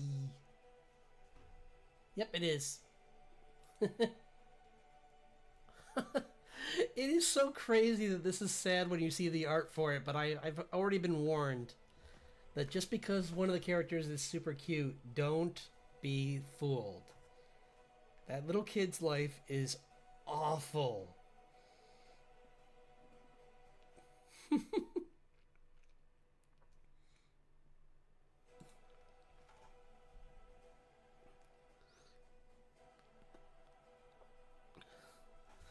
Yeah, it's just like deceptively cute until you actually sit down to watch and you're like, oh no, my heart.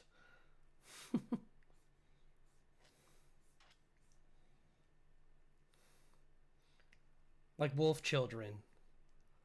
Although that's not deceptively sad. I mean, they kind of warn you with that one that it's going to be sad. Like if you see any trailers for that, you're like, oh no. This is gonna be a rough one, isn't it? And it's like, mm-hmm. Yep, yep, yep.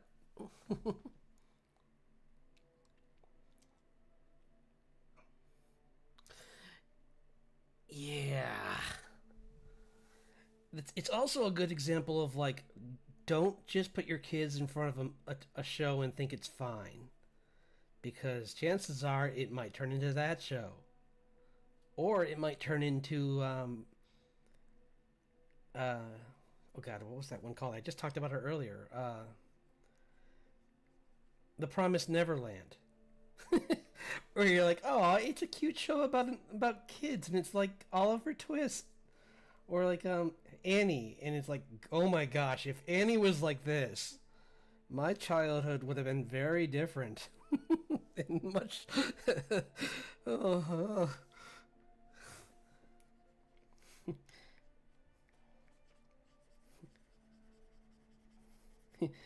Tomorrow's a day. Run away! Run away! Get out of here!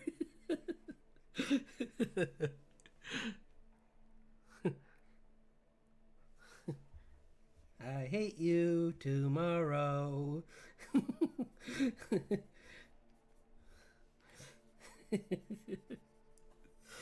So dark. But yeah, Made in Abyss is all over the place tonally too. Not in a bad way. I mean, it's trying to give you breaks, is I think what it is. It's trying to be like, we just really did something dark. So here's some funny awkward situation with these two characters to make you laugh. And I'm like, but that doesn't undo it. I'm still scared.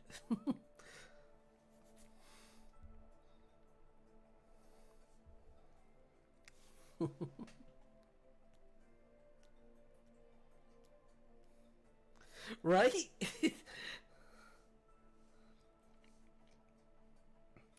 That's why I'm always pleasantly surprised with the ones where that doesn't happen. Like Laid Back Camp. I'm expecting, I keep waiting for the episode where it's like, surprise, now it's a crime thriller, and it's like, no! I just want them to tell me what tent to buy. Or what kind of sleeping bag I need this season.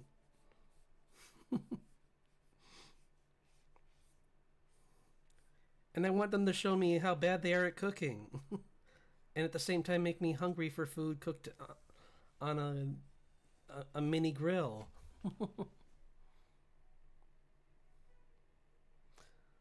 Yeah, I'm behind on that. But like from what I've seen of it, yes. Everything about that show is about just like blowing your expectations away every episode.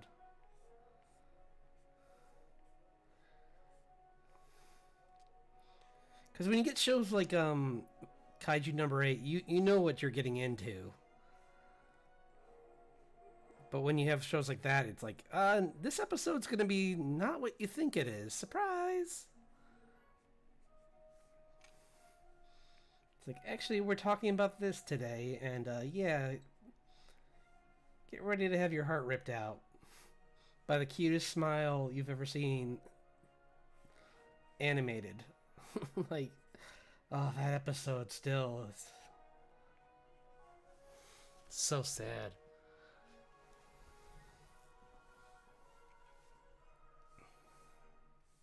I think that was only the 3rd episode. Or the 4th. It was either 3 or 4. I forget where it stood, but that was so sad.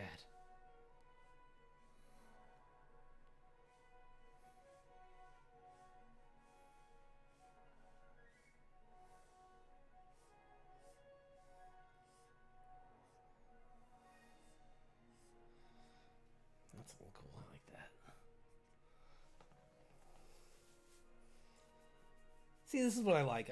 I'm taking more time this time around with this one, and I think I'm really getting more of the details down. Because last time was more about just capturing a scene, whereas this is more about capturing the character of this dinosaur.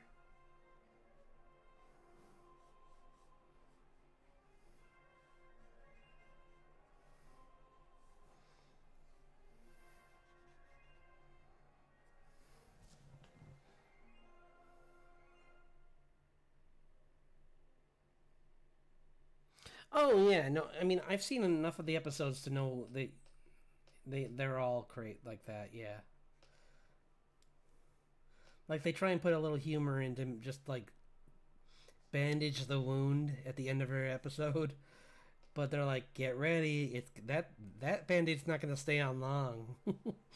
It's like we're gonna make it hurt again. Just we're just gonna jam our thumb right there again tomorrow. So you better be ready.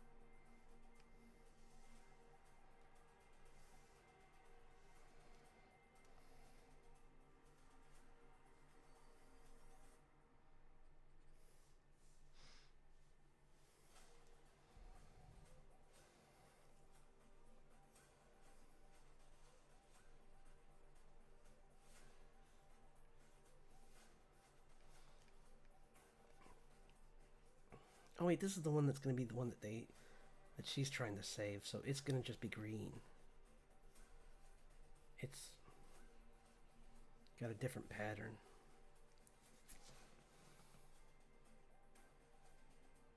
Yeah, no, definitely. I mean, I've seen guys, I've seen guys cry. Well, I have a, I don't have a mirror in my room, but I've seen one guy cry during Digital Circus. It's called Me.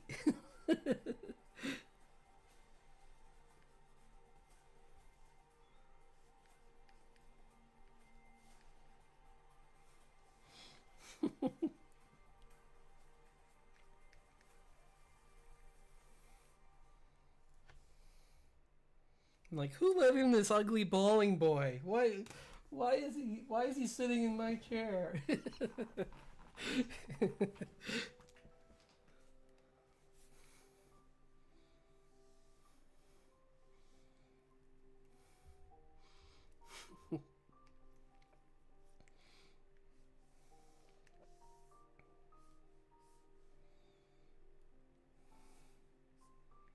Also, Oh yeah. There were so many times. Like anytime they like oh my gosh. There's I don't want to give spoilers, but yes. That show does not pull punches. All I'll say is when it came to like the more recent story arc, watching I highly recommend like some characters I kind of skim through their backstory, but Kuma, don't skip his story. It's so important and it will rip your heart out. That's all I'll say.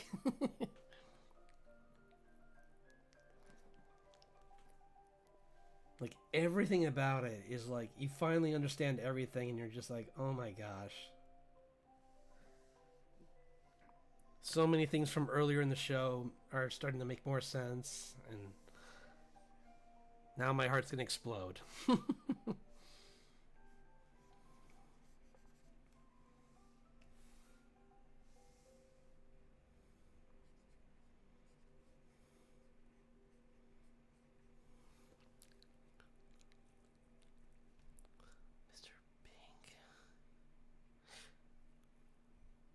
Mr. Pink. Hang on. I think I know who you're talking about, but I need to double check because I don't want you to have to give spoilers either. So, that name sounds familiar.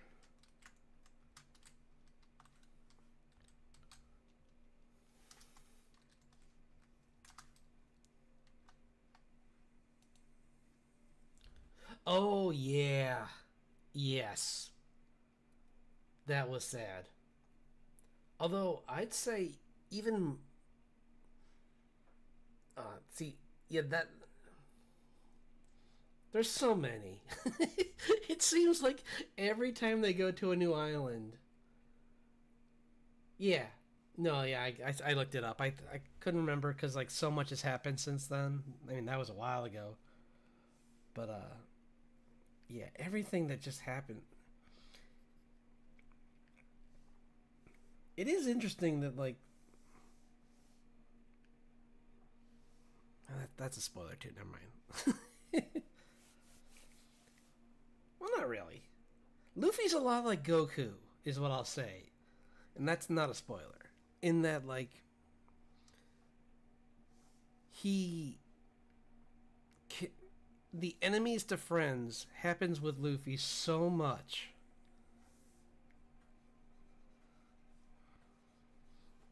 Well, some kinda. Usually, it's the underlings and things like that that become friends. He's not. It's not like him and Don Flamingo will ever be buddies. He hates that guy for good reason. Minko.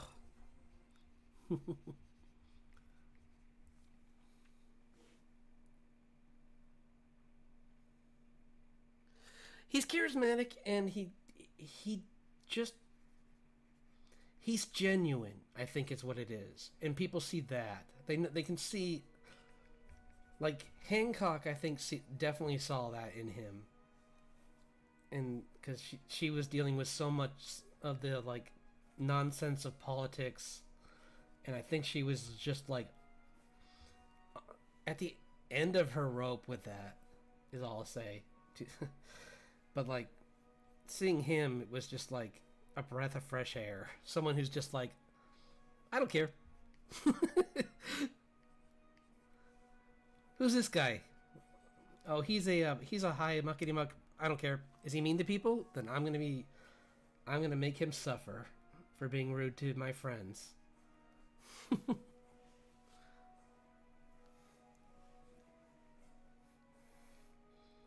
Yeah, one of my favorite lines between and this isn't a spoiler because this is you'll learn this very quickly in the show, is when everyone's on that island with that gas guy and they're like going into the lab, and they're trying to make a plan with Treffy, as Luffy calls him, and every and then it comes down to the team members. I think it was Usopp was like, look, you want to make a plan, but the problem is you'll make a plan and then Luffy will forget that there's a plan and go do what he wants, and he's like, wait, what, really?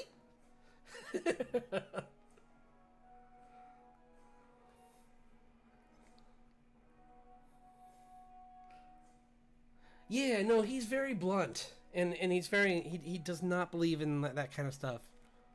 I mean, to be fair, he's also not Japanese.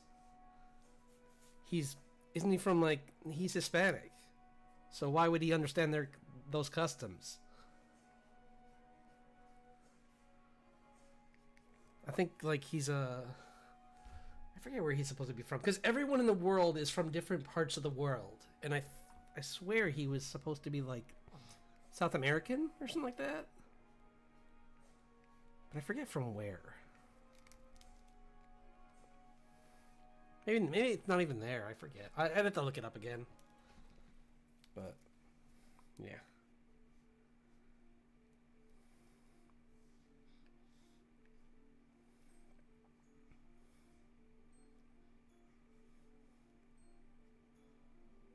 It is funny that Luffy has he's first of all, he's one of the only pirates that just started out and didn't start out on a different crew. He just flat out made his own crew and then power leveled through the first story arcs. Which is what makes the show so much fun, is because in any other show someone like him wouldn't last very long, because he is set to self-destruct in any other show. If Goku tried to do what he did, he would not have lasted very long against Frieza. That would have been a very quick fight.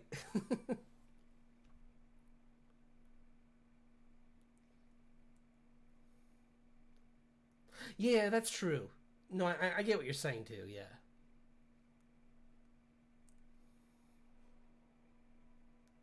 Okay, I didn't know that. But that... Huh.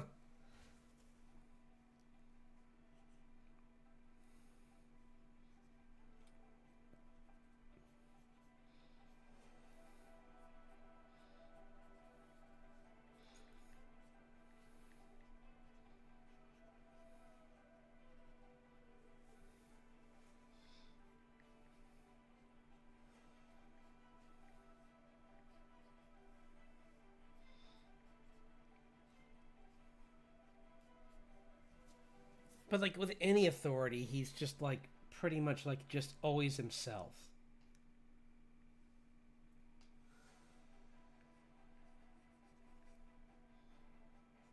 Which is funny because they kind of reused that in Free Ren with Garp. I mean Stark. Garp, no. Stark does that accidentally, and then he's like, "Whoops! Oh, I'm sorry." He's like, "I'm not used to talking to kings. I'm so sorry. Don't cut my head off."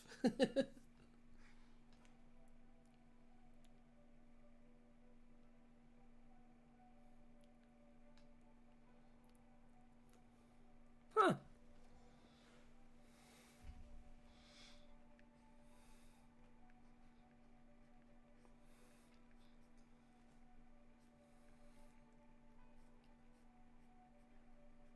I can't remember if I talked about this on here, but it is funny that there were people that were actually angry at Free Ren. They're like, "How dare she be mean to demons?" And I'm like, you guys know that demons in their world are forged from the earth to hunt people. They're not a culture. They're just a piece of the earth that wants us gone.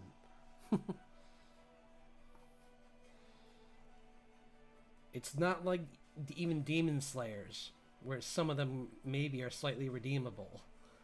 It's like, nope, they're all bad. Everything about them, from like the fact that they speak English, is just to cause chaos.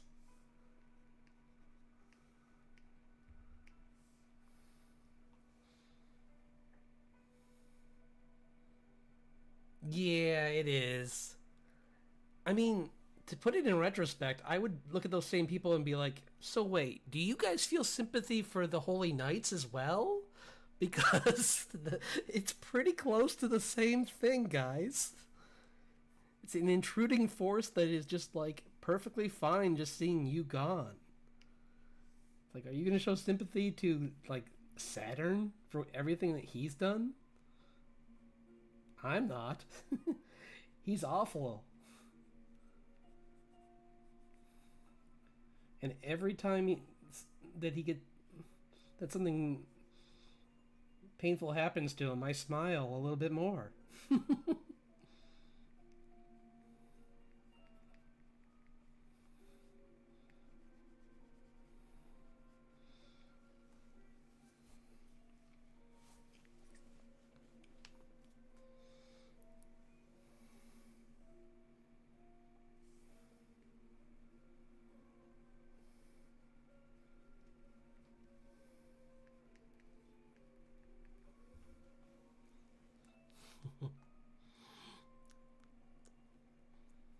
Yeah, very true.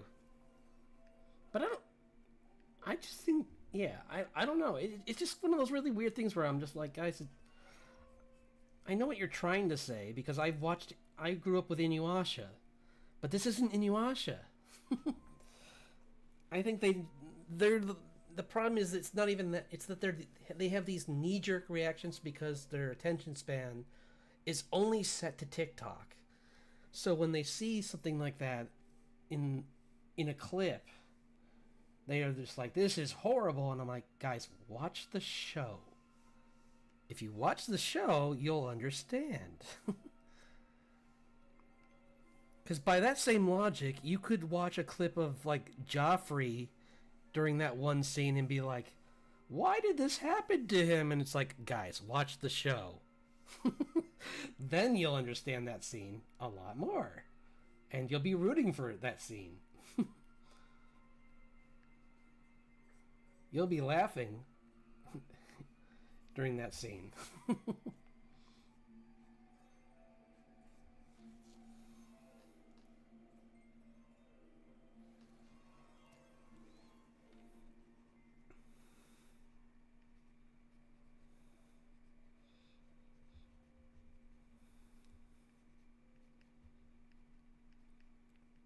Because, I mean, it's one thing to even, like, root for, like, certain bad guys. But to say that the good guy is just, like, written morally wrong is... Yeah, that just feels like a level of, like, detachment from reality that's just, like, get off the internet now. Please go touch grass.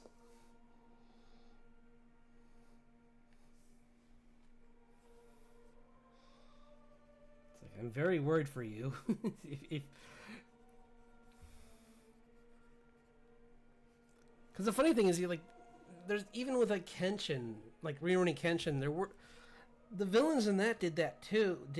I mean, were more redeemable, I'd say, even than the Freerin demons, and they're manslayers. But the difference is they're still human.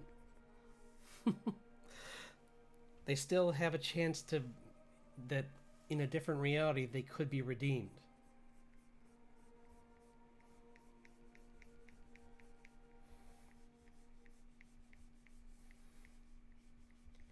And I've been having this conversation with someone at work about like Has Been Hotel and like how that's I'm very curious to see this next season and see how they're going to explain all that, because I've listened to plenty of like essays on like how are they going to tackle redemption in a funny like dirty comedy show.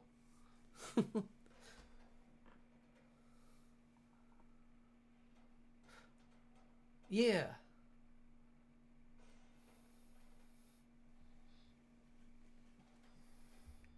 Yeah, true. Or there was, I think there's one called like Grimgar of Ash or something it's called. And even though the demons aren't redeemable, the way they show them trying to fight for their own existence as well, kind of like, it doesn't make you feel sympathy, but it makes you understand that like these are sentient things and they will fight, and they're dangerous even more because of that. Because if it's just like a creature with a hitbox and it has no mind except attack with no self-preservation, it's pretty easy to justify attacking that. But when it starts to have emotions, you're like, ugh. But then you remember it's trying to like hurt all your friends or worse. So, yeah.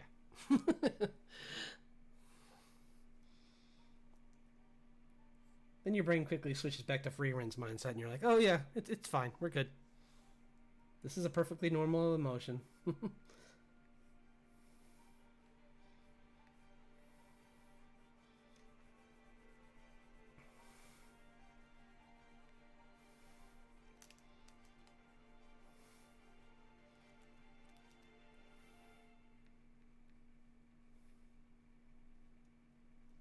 It is funny, all those like memes that I see for free and where like so there's been people who have been made the ones like talking about how like due to the fact that she's immortal, she just does not pick up on like pickup lines at all.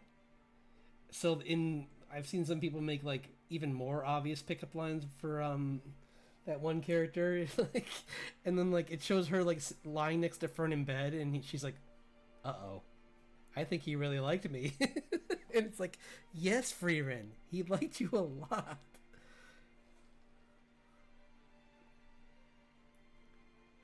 He flat out almost like proposed to you in the street. I think he liked you a lot.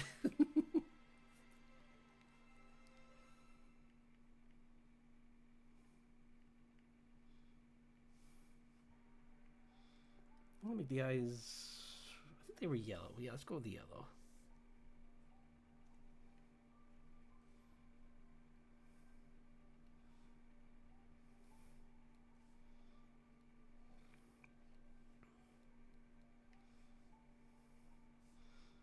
Been drawing this longer than I thought I would, but it's so much fun.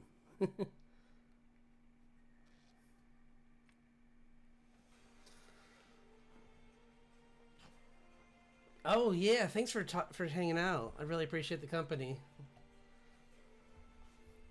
I'm gonna go watch that anime tonight and like cry my eyes out. So thanks for reminding me.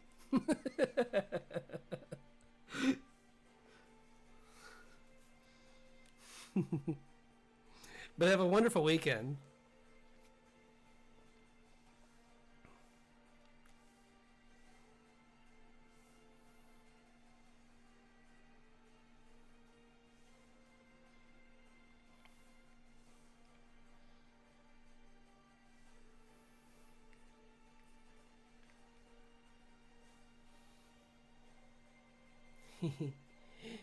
Ninja vanish.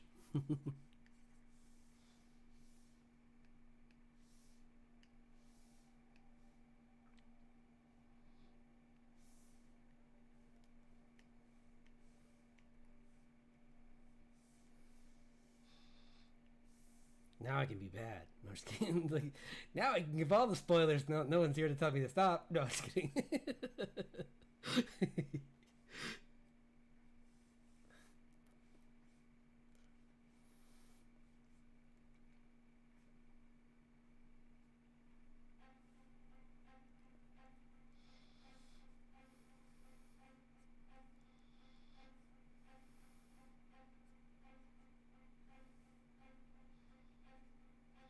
But like, yeah, there's a lot of stories like that where it's like you have these characters who are just so just vile, and it's fun. But then you have these some people just want to like will just root for them for no reason, and it's like, okay, sure. Like we watched the same movie, right? I don't think we did.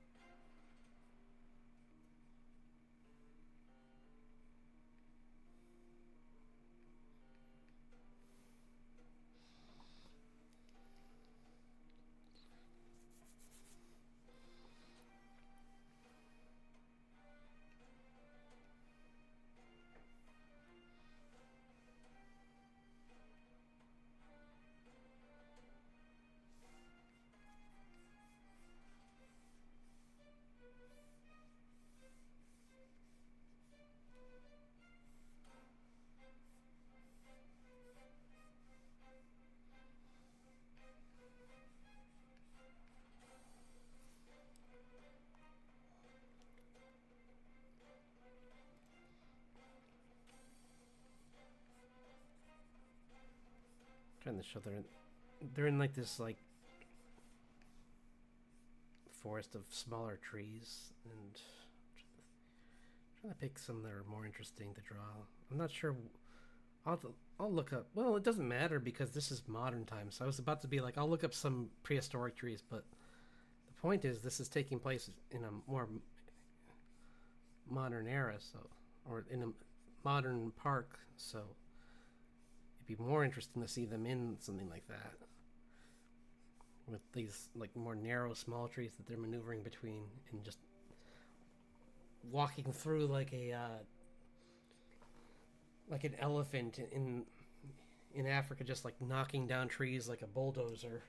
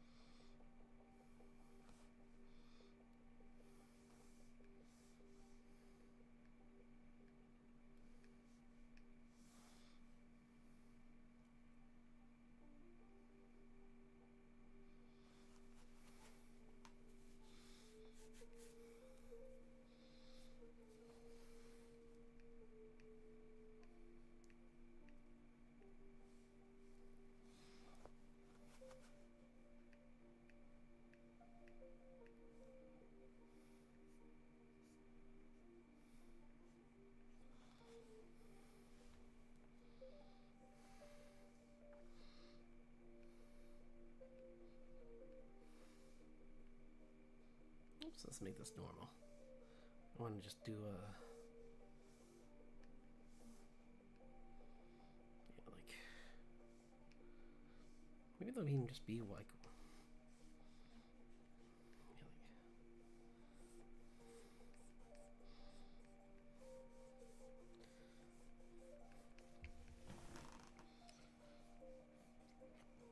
just to prove how foreign they are. These trees are gonna look totally different from them.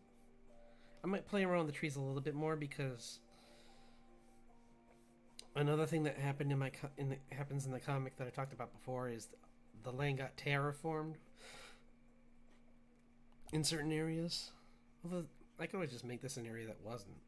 So like might be a section of the park that stayed the same.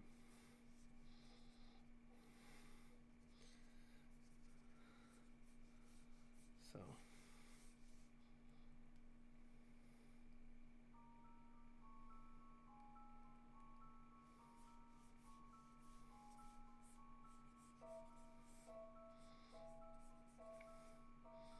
yeah, if anyone else has the Monday off, would love to hear what you're planning. If you want to share, just be fun to hear what other people are planning on doing this weekend.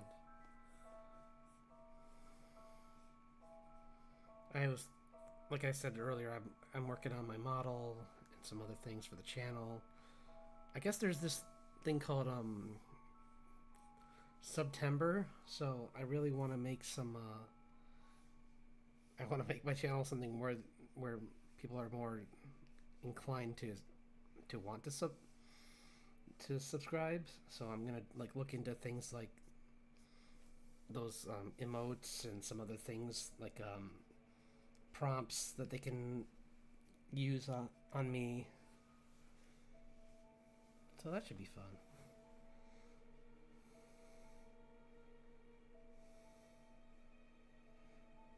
I could be wrong. There's also something else happening this weekend, but I won't. But yeah. There's some other things happening this weekend that would be really fun too. I'm excited about.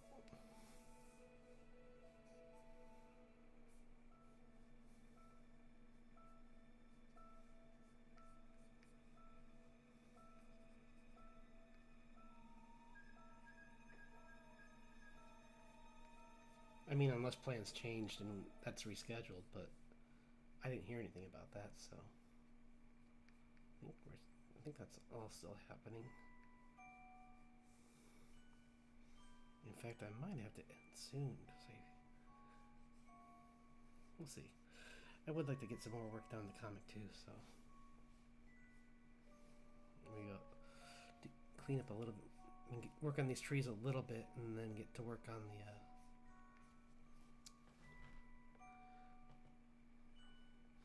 on the story.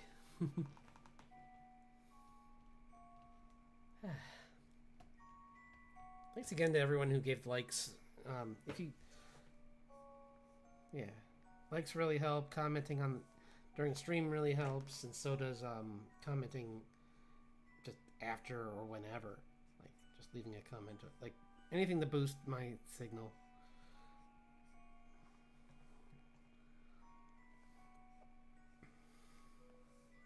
I'll appreciate it.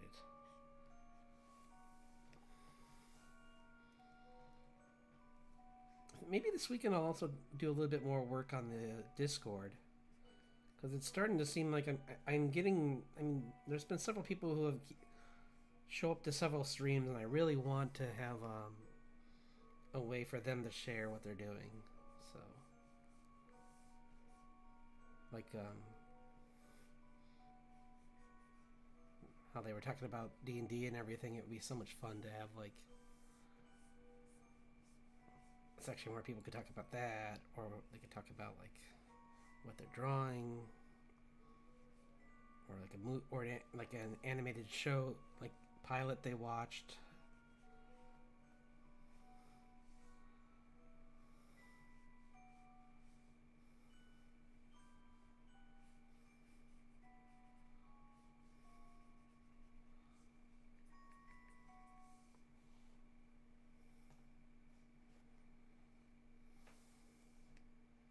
Maybe I'll put some of that in the feathers too. Let's try that. Just like a little, oops, nope. Just a little bit of the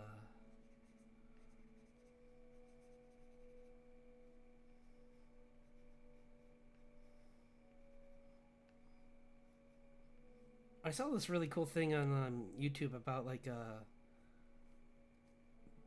because usually in the past all I've heard is the sound that like T-Rexes make, but now there's like other recordings of what they believe other creatures sounded like, and oh my gosh, it is like, you want to talk scary, like hearing something that sounds kind of like either like some of the, like a crow kind of sound or like a buzzard coming from something that's like 15 feet tall is so creepy. Especially because you probably aren't seeing it, you're just hearing it. So that is unsettling. Hey, you didn't want to sleep tonight, right? Listen to this dinosaur. I'm like, oh, okay. Ah!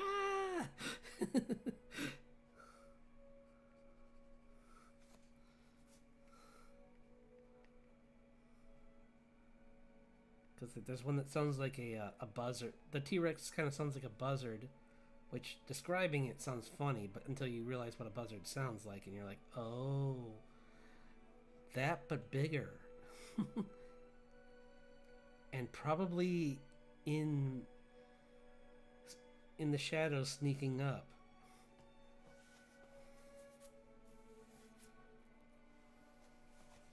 So no. No thank you. Nene, I say. I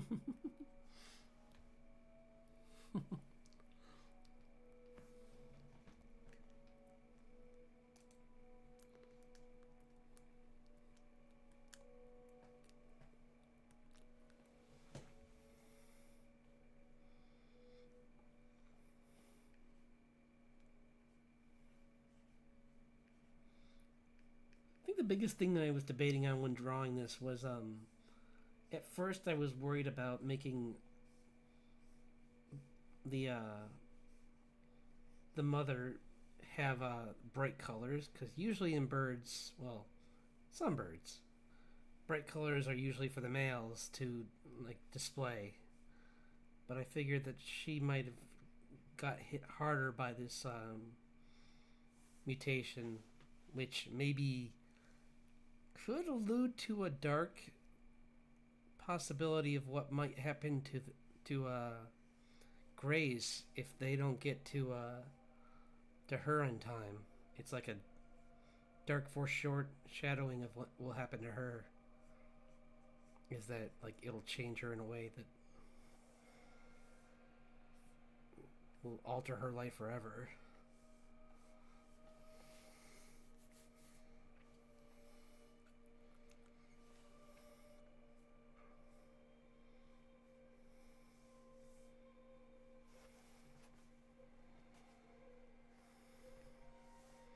And here's baby.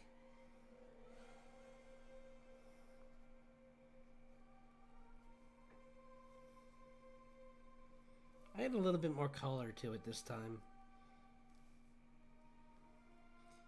This is my little guy. The one that she tries to save.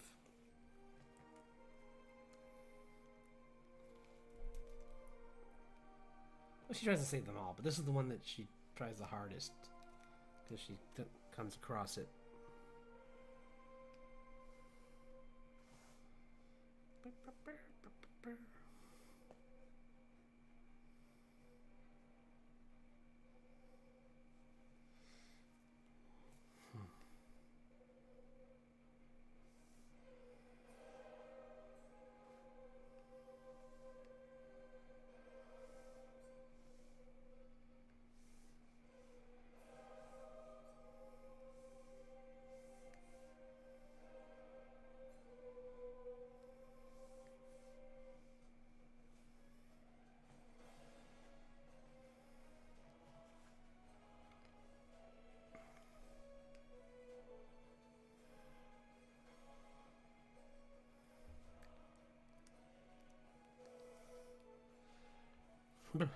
Sorry, cold.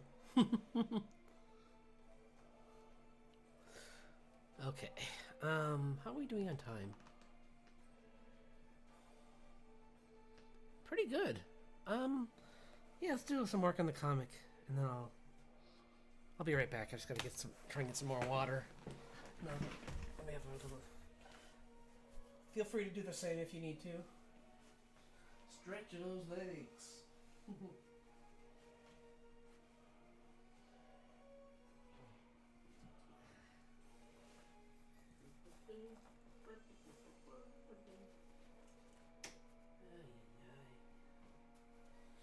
Where's my water bottle? I don't know where my water bottle went. Oh, Father.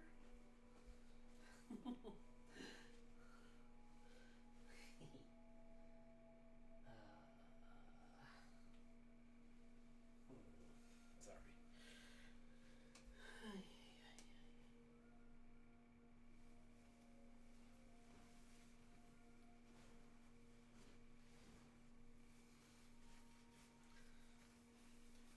I wonder if there's just like remixes of like I think I can try and find some remixes of anime to. Although I did that once, and they even with it being a remix, they tried to give me a copyright strike once. So I'm a little scared to do it now. That was.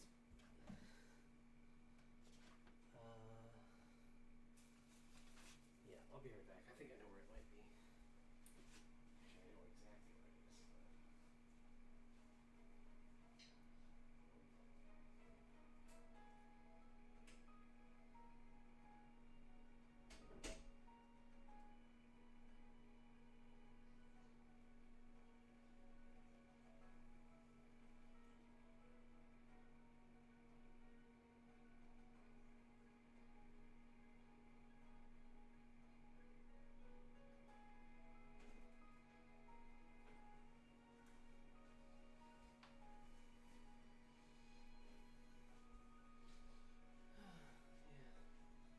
Yeah, it's probably in my car.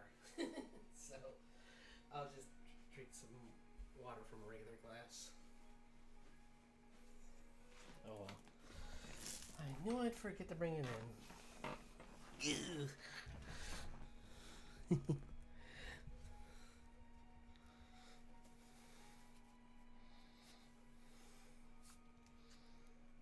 Yeah.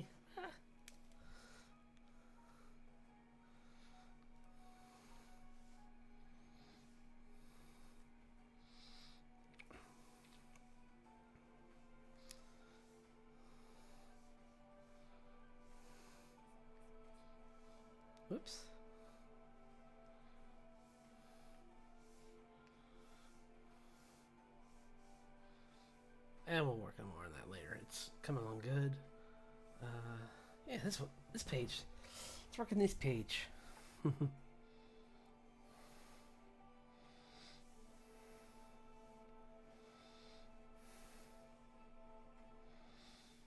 Yeah.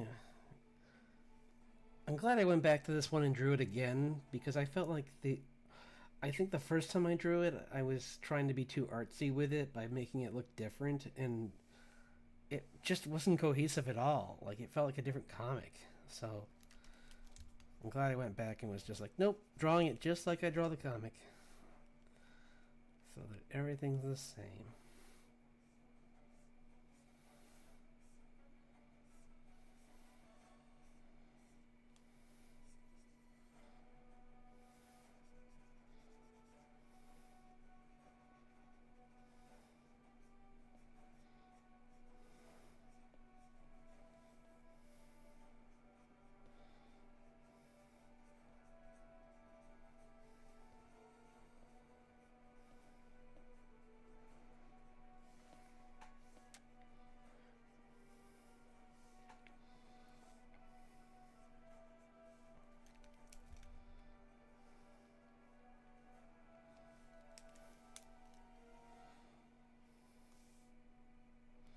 Gotta make the beak a little bit smaller because it's more like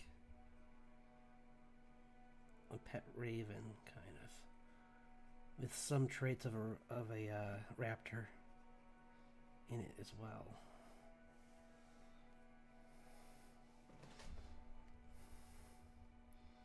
So it's got speed and it can and higher intelligence. So, which isn't to say ravens aren't smart, but they're just based around what they're more based around like their own hunting habits more than anything else.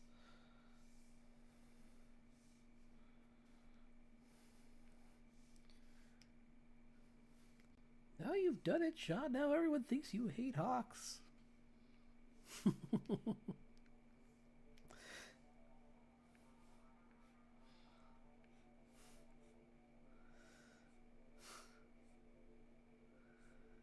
I definitely need to do some collabs because that's one thing I miss the most is from collabs is just like having someone to bounce off for stuff like that.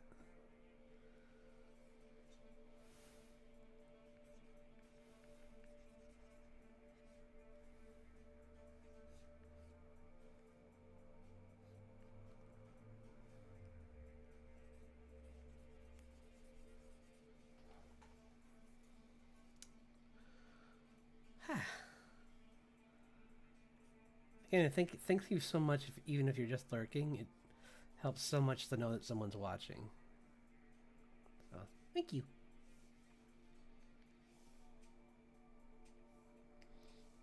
I don't want people to think that just because they're not that they're busy with other projects or just doing chores around the house that they're not helping, because you are. Just being here helps.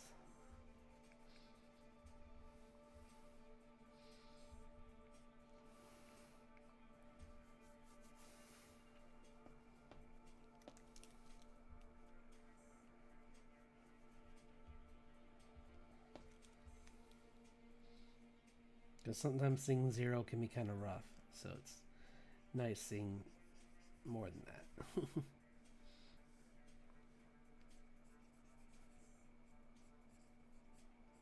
Might want to actually, I'll do a little bit of more work. I do have some stuff I need to do tonight, but I do want to at least get some of these panels cleaned up, and then tomorrow night I'll do some more. I'll do a bit more illustration on them.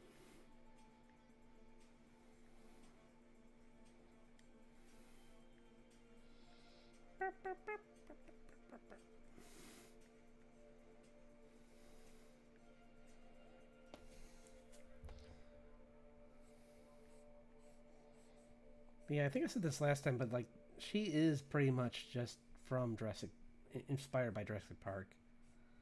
Like there's a botanist in that I based her that was like a huge inspiration for her character. because she's like a alchemist druid kind of character. I was even thinking one fun thing to do this month is to draw like what D&D characters would each of the characters from my comic play. That might be kind of fun.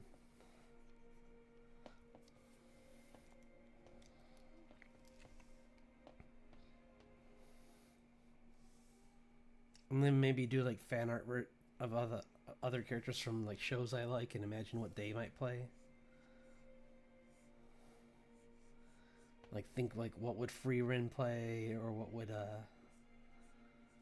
the main character from Kaiju number 8, what would he play?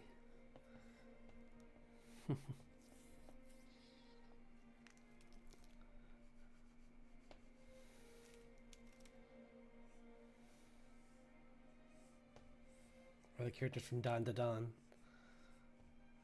I don't know if they would.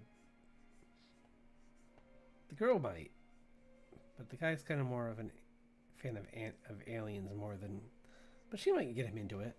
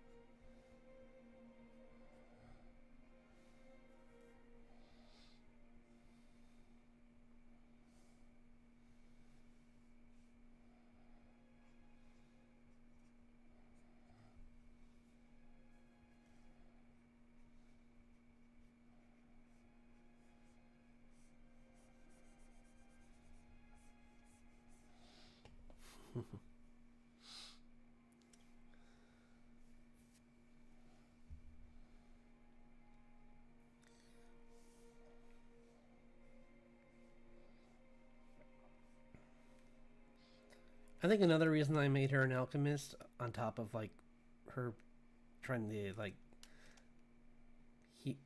trying to like fix these creatures that are suffering, is it was a way in the story to explain like how she can survive in these terraformed areas.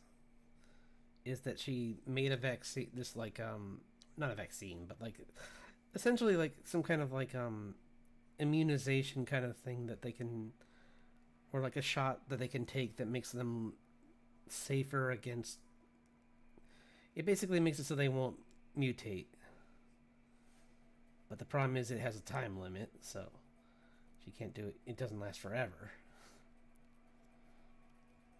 And like her clothes are based all around like keeping her from getting scratched by things like changed like thorns or things like that, and that might change her.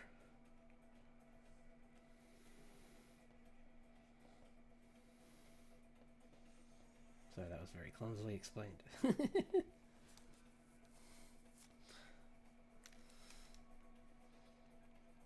I get CB.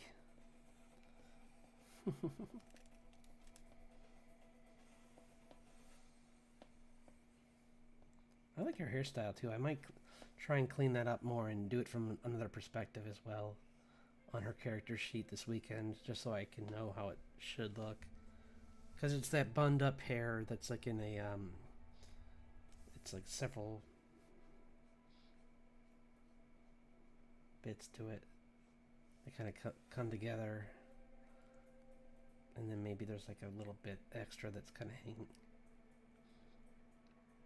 hanging off the bottom a little bit too. That.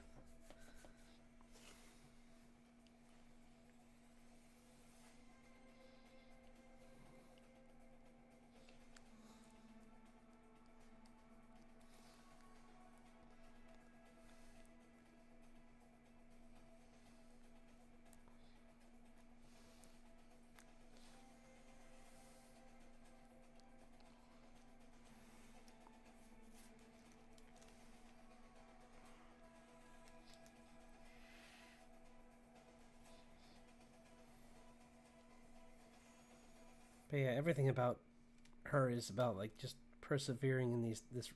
She's been roughing it in this area for a while, so it's not like being here on its own isn't dangerous to her. It's the fact that she doesn't know what's on its way to her that's dangerous. That one of the worst like rifts is about to expand near her and could really like unleash a lot of energy and radiation, and so even if she doesn't get pulled in, it could do some damage to her and to these animals. So that won't help get her out fast either, because she's going to be scared for them.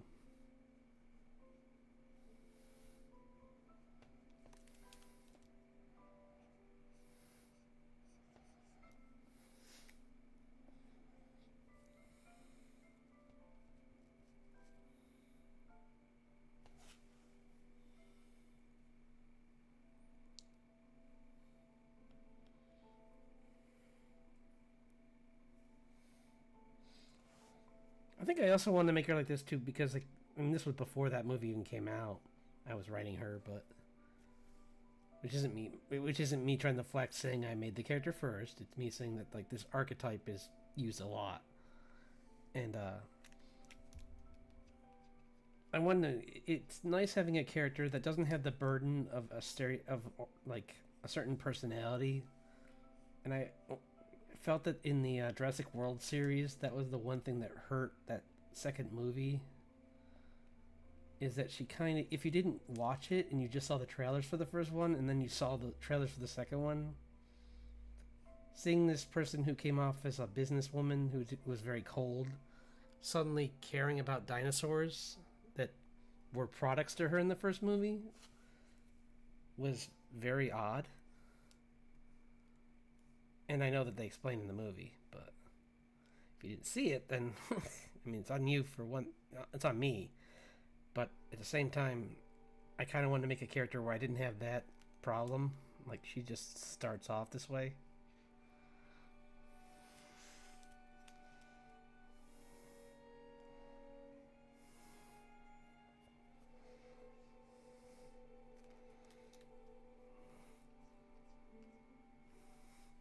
Faster way to sympathize and worry about her, I guess.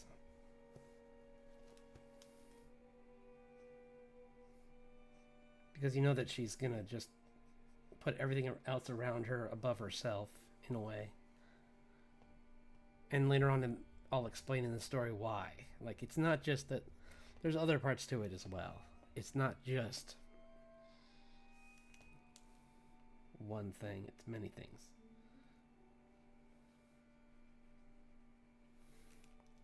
It's not just her being selfish or something. I mean, there could be a little bit of that, and that's kind of fun.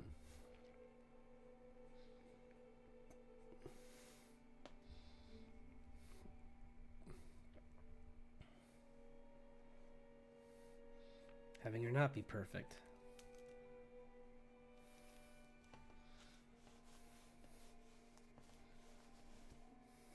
Where she's worked really hard to keep this area safe, and seeing everything go downhill so fast and starting at square one could be really frustrating. Enough to cloud or judge anyone's judgment.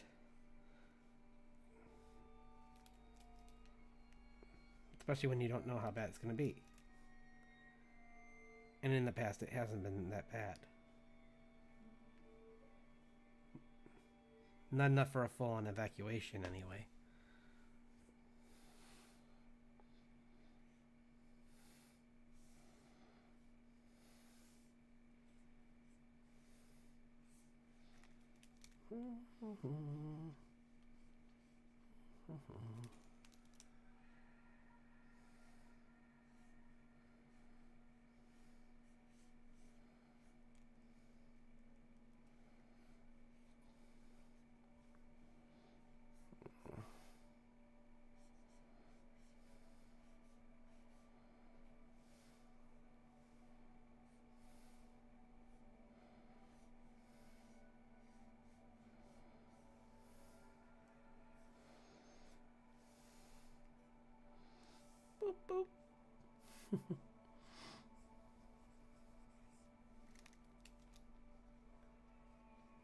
I love some of those like people that are raising like crows or ravens kind of videos. Sometimes they have on the background.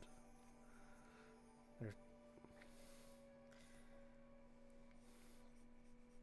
It's funny how they're like. I mean, I know that a part of it's that they're people. They state they're kind of like, what was it, like 5-year-olds or something like that, intelligent wise. But they're also kind of like cats with wings. So because they're very like vocal about their moods.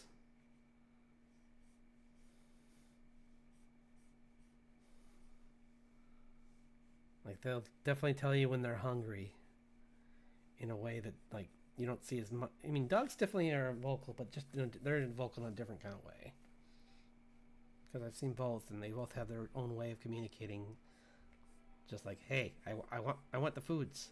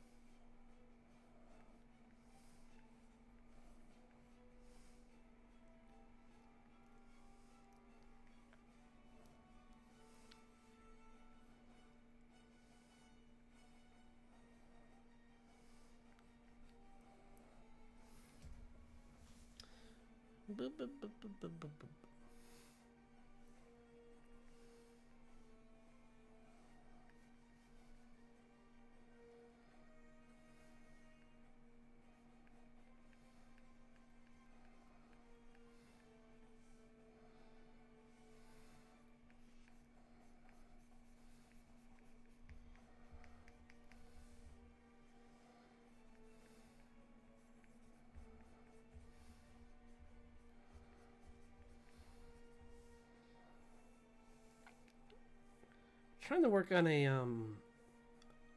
better way to draw Nyla, and I think I'm getting better even on these pages. Cause like I'm trying to make her more. I'm fine making her more cartoony if it means that she's easier to draw. Cause that's the biggest issue with her is that it's like, sure, I could draw her in a way that makes her look like a real like lizard folk in every page, or like a real dragonborn kind of character, but she's gonna look different. Like there'll be no like cohesive representation of her if I go into too much detail in everything. Like there's certain things I want to keep in, like the makeup and the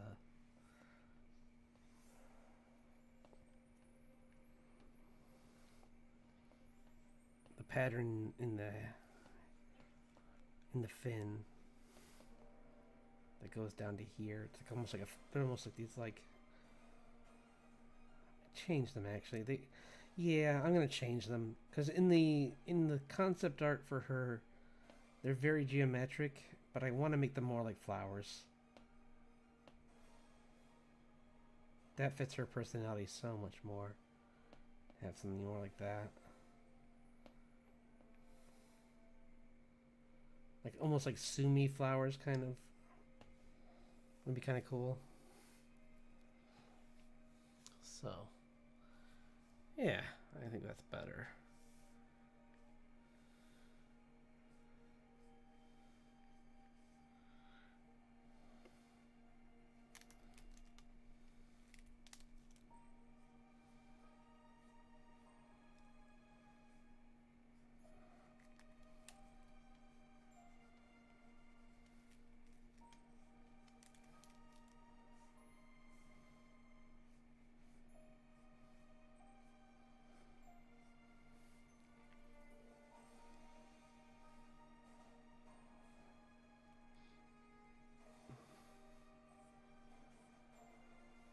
And I know I don't need to apologize for it, but it's as I said last time, it's fun to as someone who watches shows like One Piece or like, well, or just any or Pixar, like I love exaggerated forms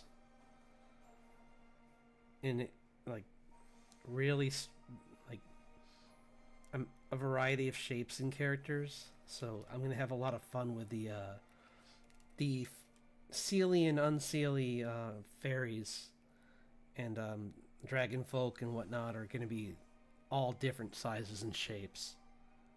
And that's one thing I'm really excited about with this comic is going further into that.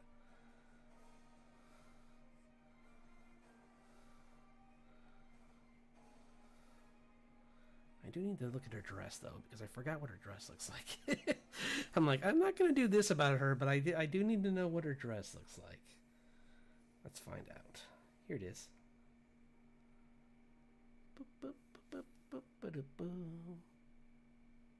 Okay. Yeah, I was close. Ish. Okay. So she's got like a gold wrap around, and then it goes down into that. So like it's like here. Almost like a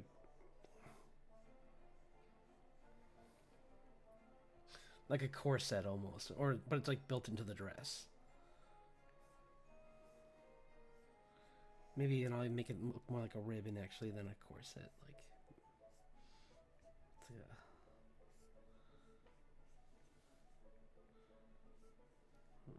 I don't know why I care. It's fine. It can look like a corset.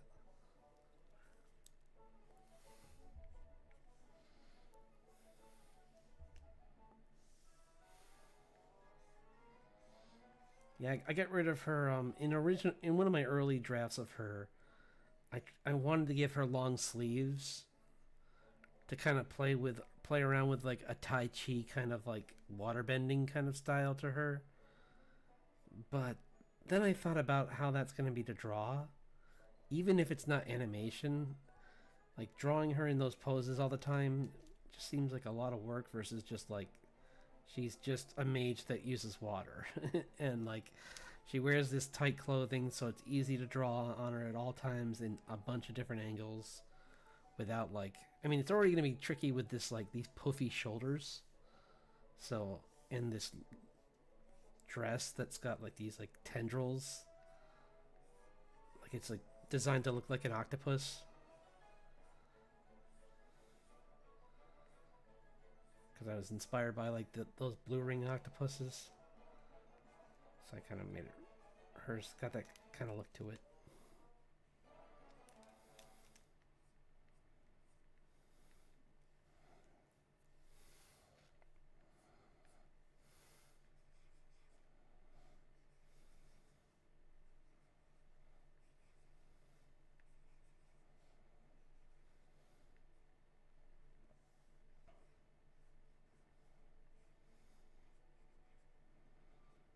Need to get this done so people can cosplay as these characters.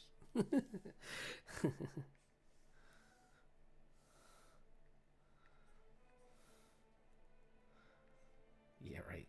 Like, well, you never know. I guess there's always like certain following fandoms are pretty devout. Like they'll follow. They'll do. Some people are excited to do any kind of cosplay. So I shouldn't be like it will never happen. That's not positive thinking. Let's be a little positive tonight.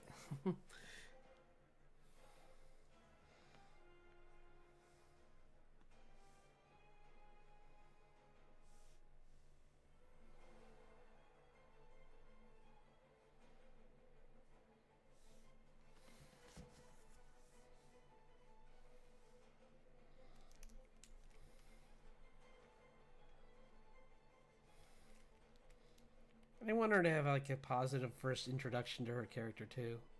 That's why I made this like their like introduction to like the main problems of the story, like the main conflict kind of creep up on them so that you have time to learn more about them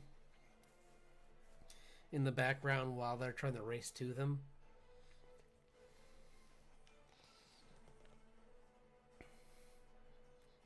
Like I haven't written much about Nyla, but it'd be fun to play around with her character.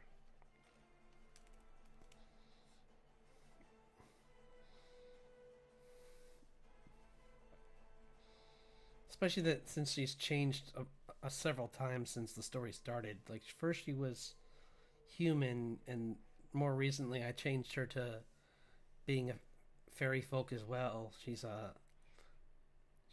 Sealy, but she's like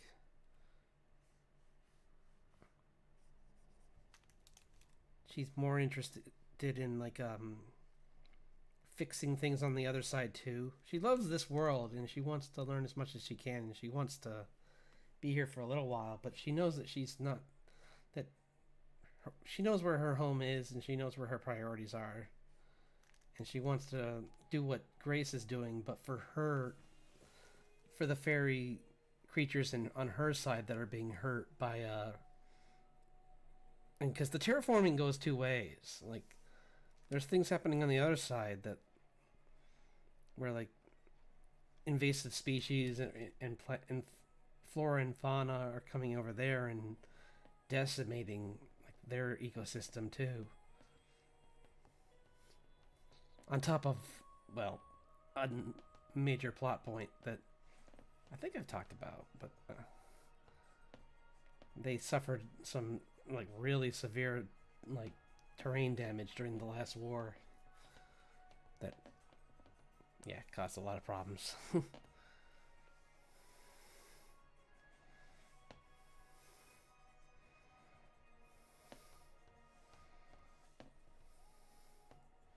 don't know why I'm doing this in black and white. I shouldn't do that.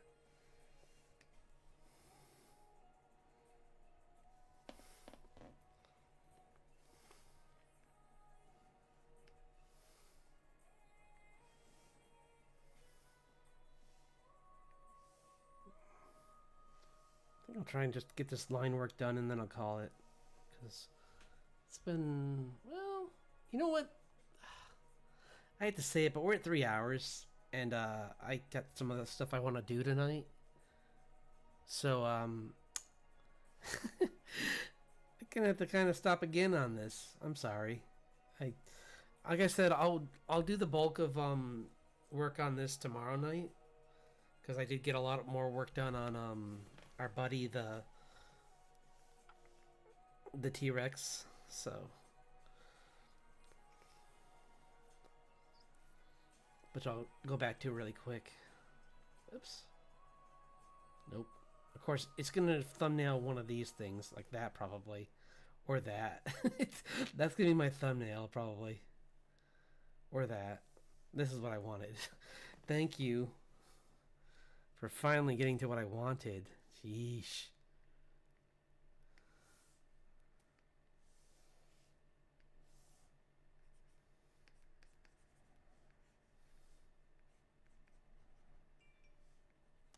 I'm gonna make stripes actually of white feathers mixed in there. I kind of like that.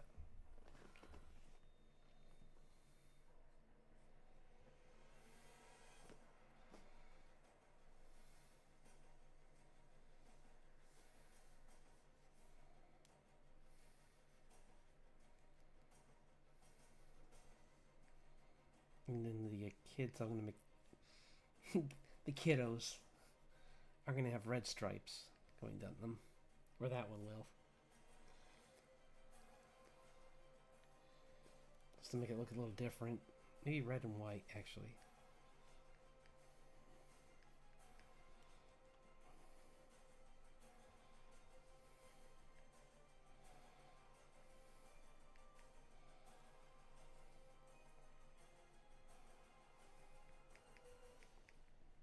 Yeah, I kind of like that. Because that's one of the most fun things about drawing, figuring out how to represent these creatures in general, is that like there's really, I mean, they're only recently starting to find more like feathers and like figure out what color scheme these creatures probably had. But like I said, in the case of this comic, I mean, it's whatever I want really, because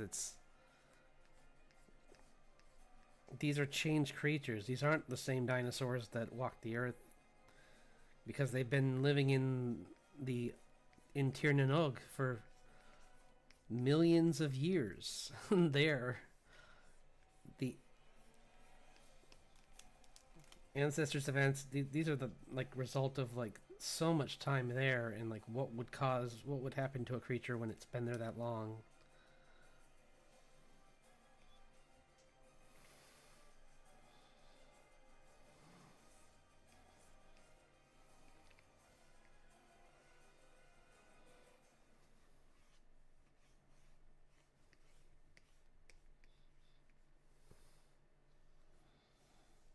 I don't want to do like a.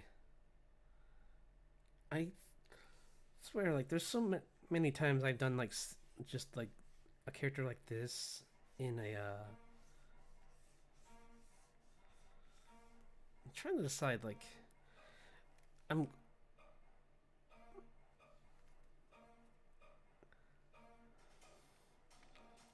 I want this to be at like dusk, is what I'm aiming for this. Like they're like just gathering together for one final hunt before the night's over with the kids to train them, and then she's gonna go off on her own, and her nocturnal side's gonna come out even more with the Leshen. Man, that would make her so.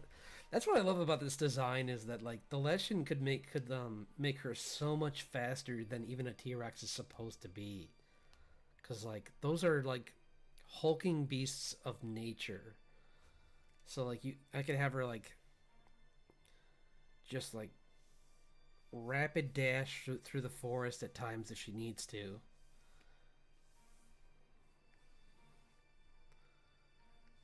Which is gonna make for fun chase scenes later on in this when Grace meets her. Okay.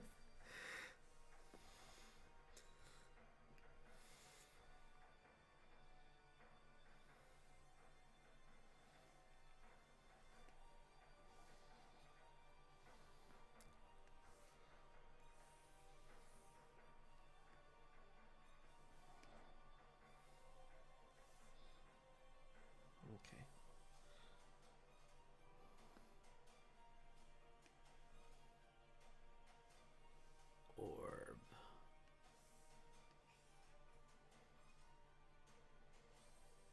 Oops.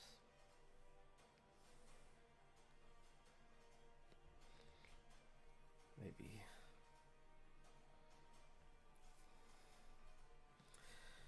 Like that, and then take this, darken it a lot more, and then change this back to this. Yeah, more like that, where it's gonna be like this, like really like maybe even like switch over to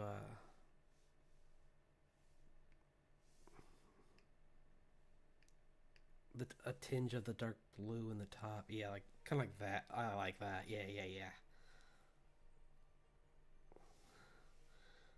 I'm gonna have this like really like heavily like thick wooded area down here, and then it's gonna be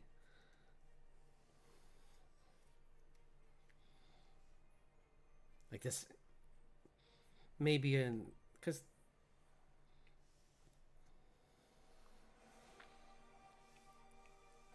yeah, no, I don't need to explain it. Like the point is, I guess what I'm trying to say is like it's just so fun to show like how even in our world there's these parklands that are just so primal that like you could easily see putting something this ancient and still it's a contest between the two on who's scarier, the forest or the beast.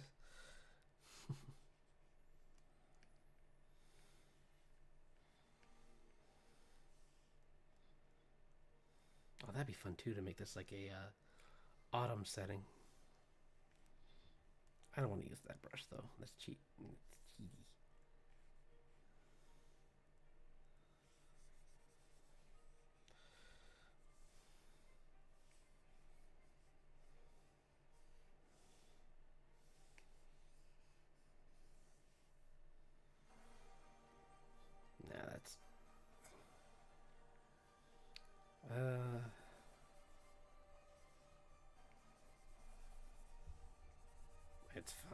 what? This is just for a background. I don't. People are too dismissive of like the amount of work that goes into the drawing itself. That they have to.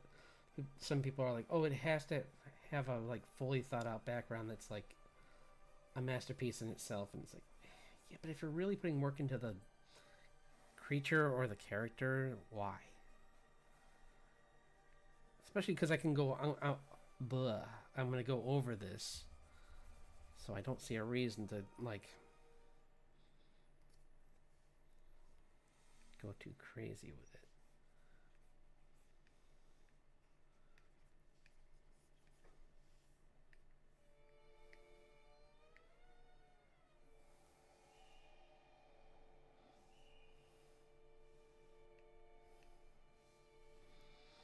Because I still want to do that background behind it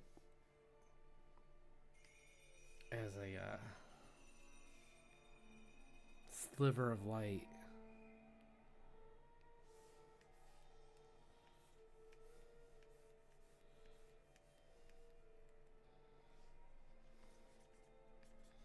Kind of coming through the trees, giving them this.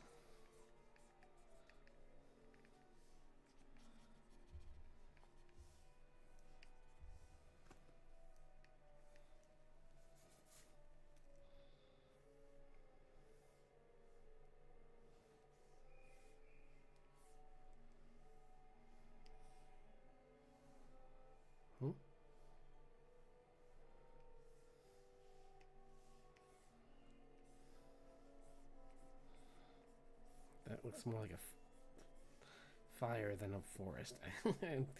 I'll figure it out. I'm just playing around with stuff now, really. And we're way past the point where I need to worry about the thumbnail, which was what I was really trying to do. So I think we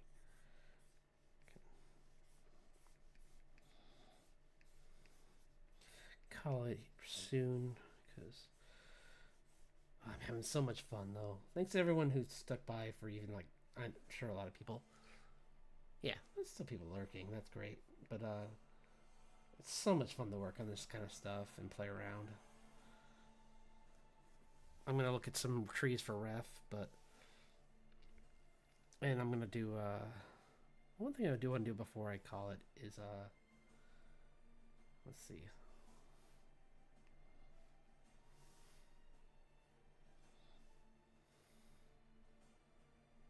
Like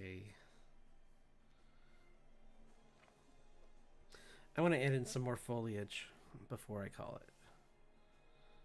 So let's do that. And I'm going to use a regular brush, despite what I just said. Just because all I need is the shape. I don't need to worry about the texture yet. It's just there for like a little extra flair. And to show just how like a creature like this could hide in such a with these trees around is these not hide even just like move through stealthily at times. Is that it's just like this foliage, this gets so thick that like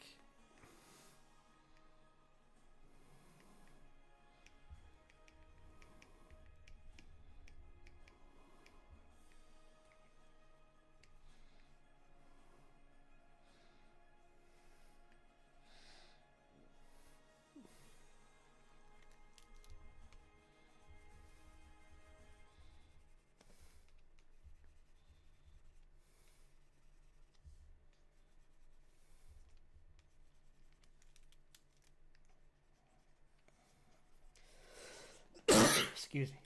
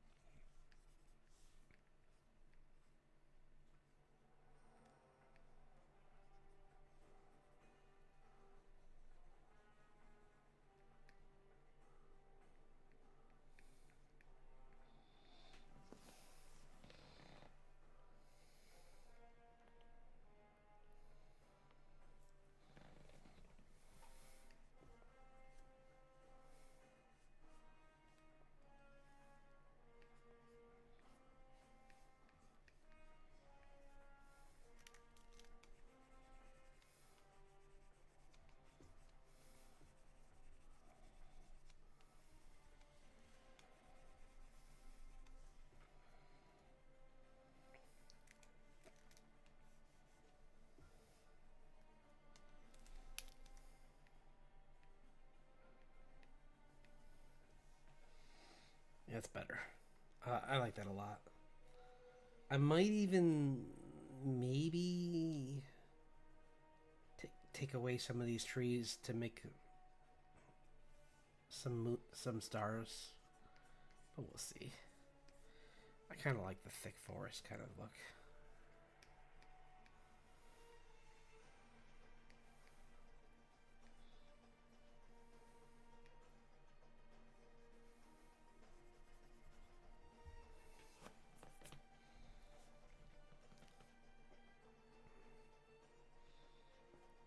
Yeah. Cool. I think it came out really great. Let's zoom in for a cool pic. There's me. There's Mama T-Rex with her kids. Looks so much better. I think it looks even. I just got to clean up the line work a little bit more tomorrow too. But this looks far more like a character that could show up, a creature that could show up in a comic than the other one, which was real well rendered. But this one has like a face that looks like it could show like just more range. More like Scarface from Land Before Time kind of look to it, where it can look angry even though it's a T-Rex. So, yeah. I'm really excited. It's gonna be so much fun getting to the point where I can introduce this character and her bobbies. So yeah, have a wonderful night, everyone. I'll be back tomorrow night on Twitch, where I'll probably be working on this stuff in the comic, but also a little bit more work on well, I might do that outside of it, but I would like to like try and get some of the like maybe 1 or 2 emotes done, so that I just at least have some emotes for my channel. I feel so bad for all of you for not having anything to use there, but yeah, I mean, you can't use them here anyway, so I'll have to look into that too. There must be a way to do something. Anyway, have a great weekend, and if you have, especially if you get to have the 3-day weekend, and I mean, either way, have a great weekend. But I'll be back again on excuse me. I'll be back again on next Wednesday. I'm gonna go back to that schedule. So yeah, and then we'll probably be. I'll figure out a theme for. Sorry, coughing all of a sudden a lot. I don't have my water here. But I'll figure out a fun theme, or I'll probably just honestly, I'm probably going back to the comic honestly for just the streams in September, when I'm not working on stuff for the channel, for both channels. I'll do that because that's the easiest thing to do. Is work on creature design for the comic, or work on the comic itself, or work on new characters that will show up. So yeah.